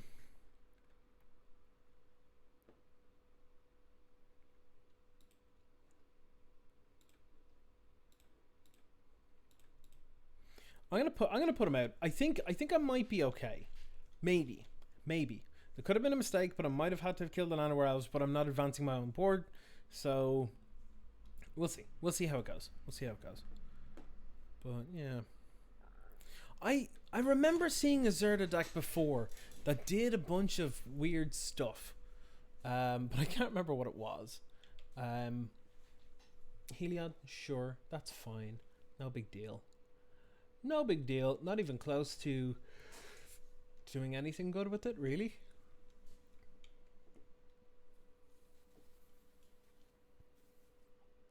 Big costs, Gilded Goose. That's fine. That's totally fine. What have I got off the top? Come on, something good. Oh, Sprite Dragon. Okay. That changes things pretty dramatically, actually. Yeah, I'm gonna pay 2 life. I'm gonna play Sprite Dragon. I'm going to Wild Slash the Gilded Goose.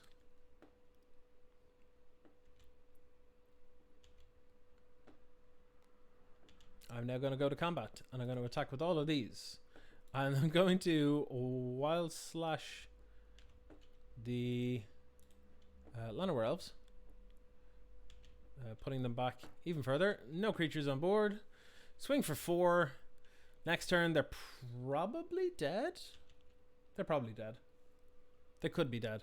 I'm going to have 3 spells cast next turn. This is going to be 2 damage to the face, probably, or hopefully. So this would be 6, 7, 8, 9, 10, 11, 12, 13, 14, 15, 16. Maybe I should, maybe if there's no interaction and if they tap out for something here. I don't know. Seems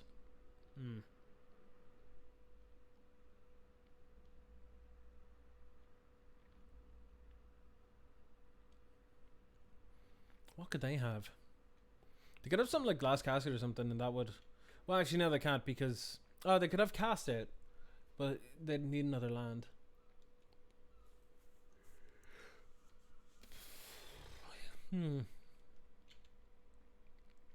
I don't know.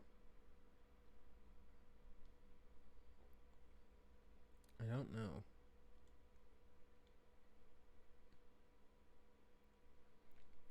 Well, they're doing a think about it anyway, that's for sure.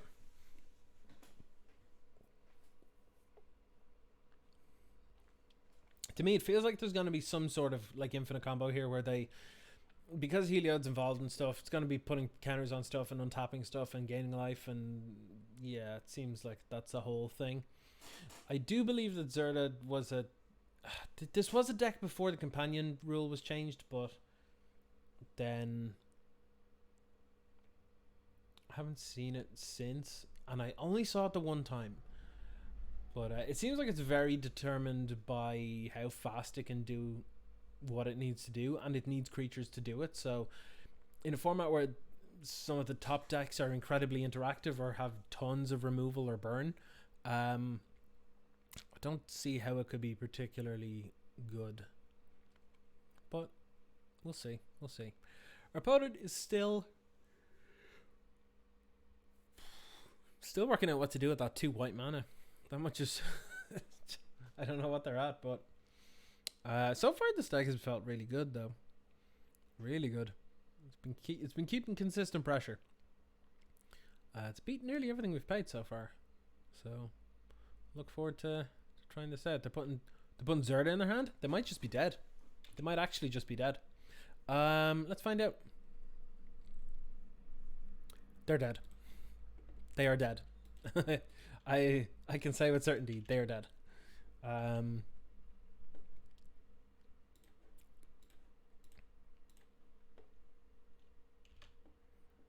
They're absolutely murdered.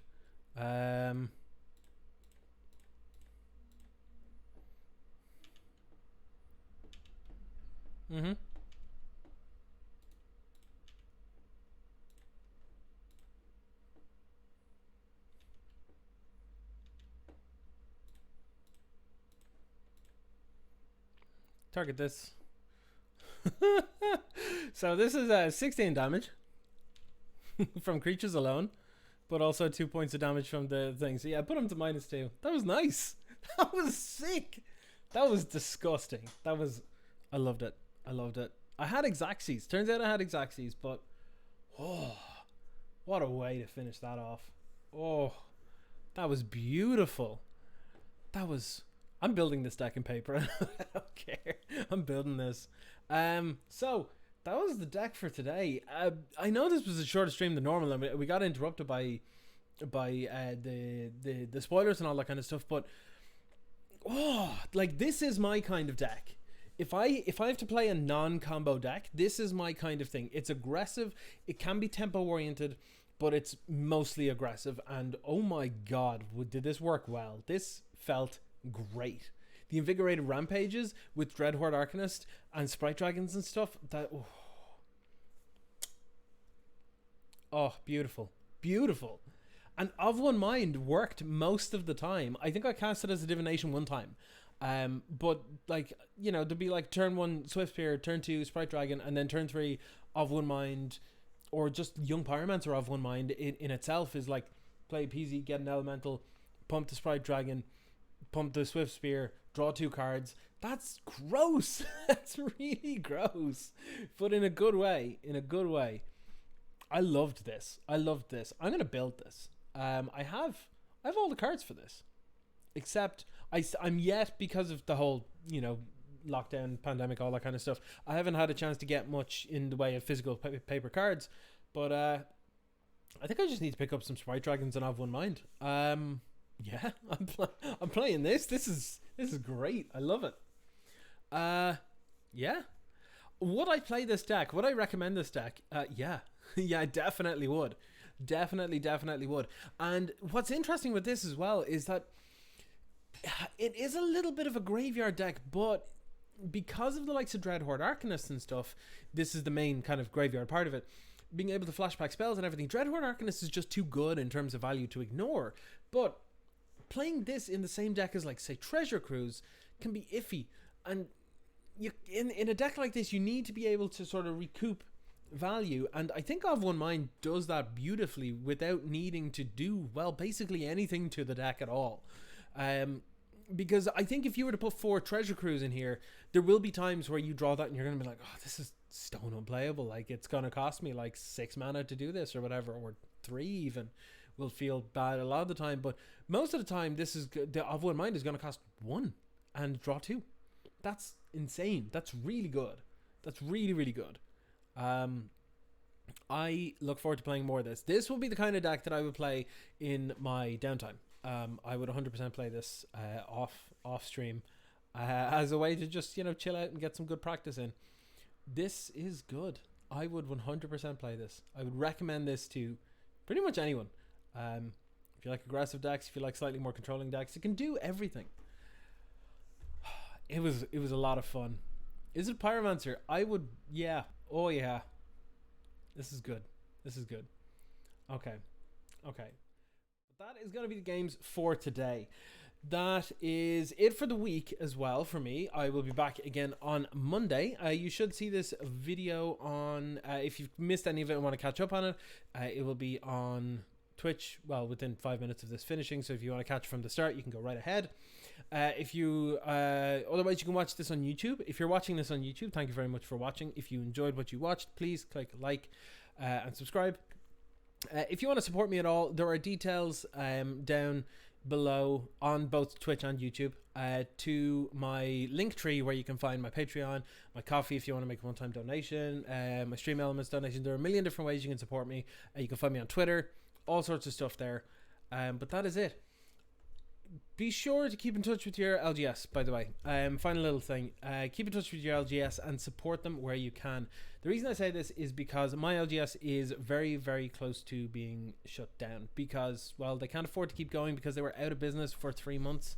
And can't really afford to keep going without, well, pulling the money in. So, you know, it's something to bear in mind. Buy something from your LGS. See if they can drop it up to you, or if you can go in safely and get it. But that's it. Everybody, have a good weekend. Hopefully, if you're going to be playing something on Arena for the digital FNM or whatever, I hope you enjoy it. I hope you win. I hope you have a good time regardless. And that's it from me. I'll see you again on Monday. And until then, stay safe. Wash your goddamn hands. Take it easy. And keep on jacking.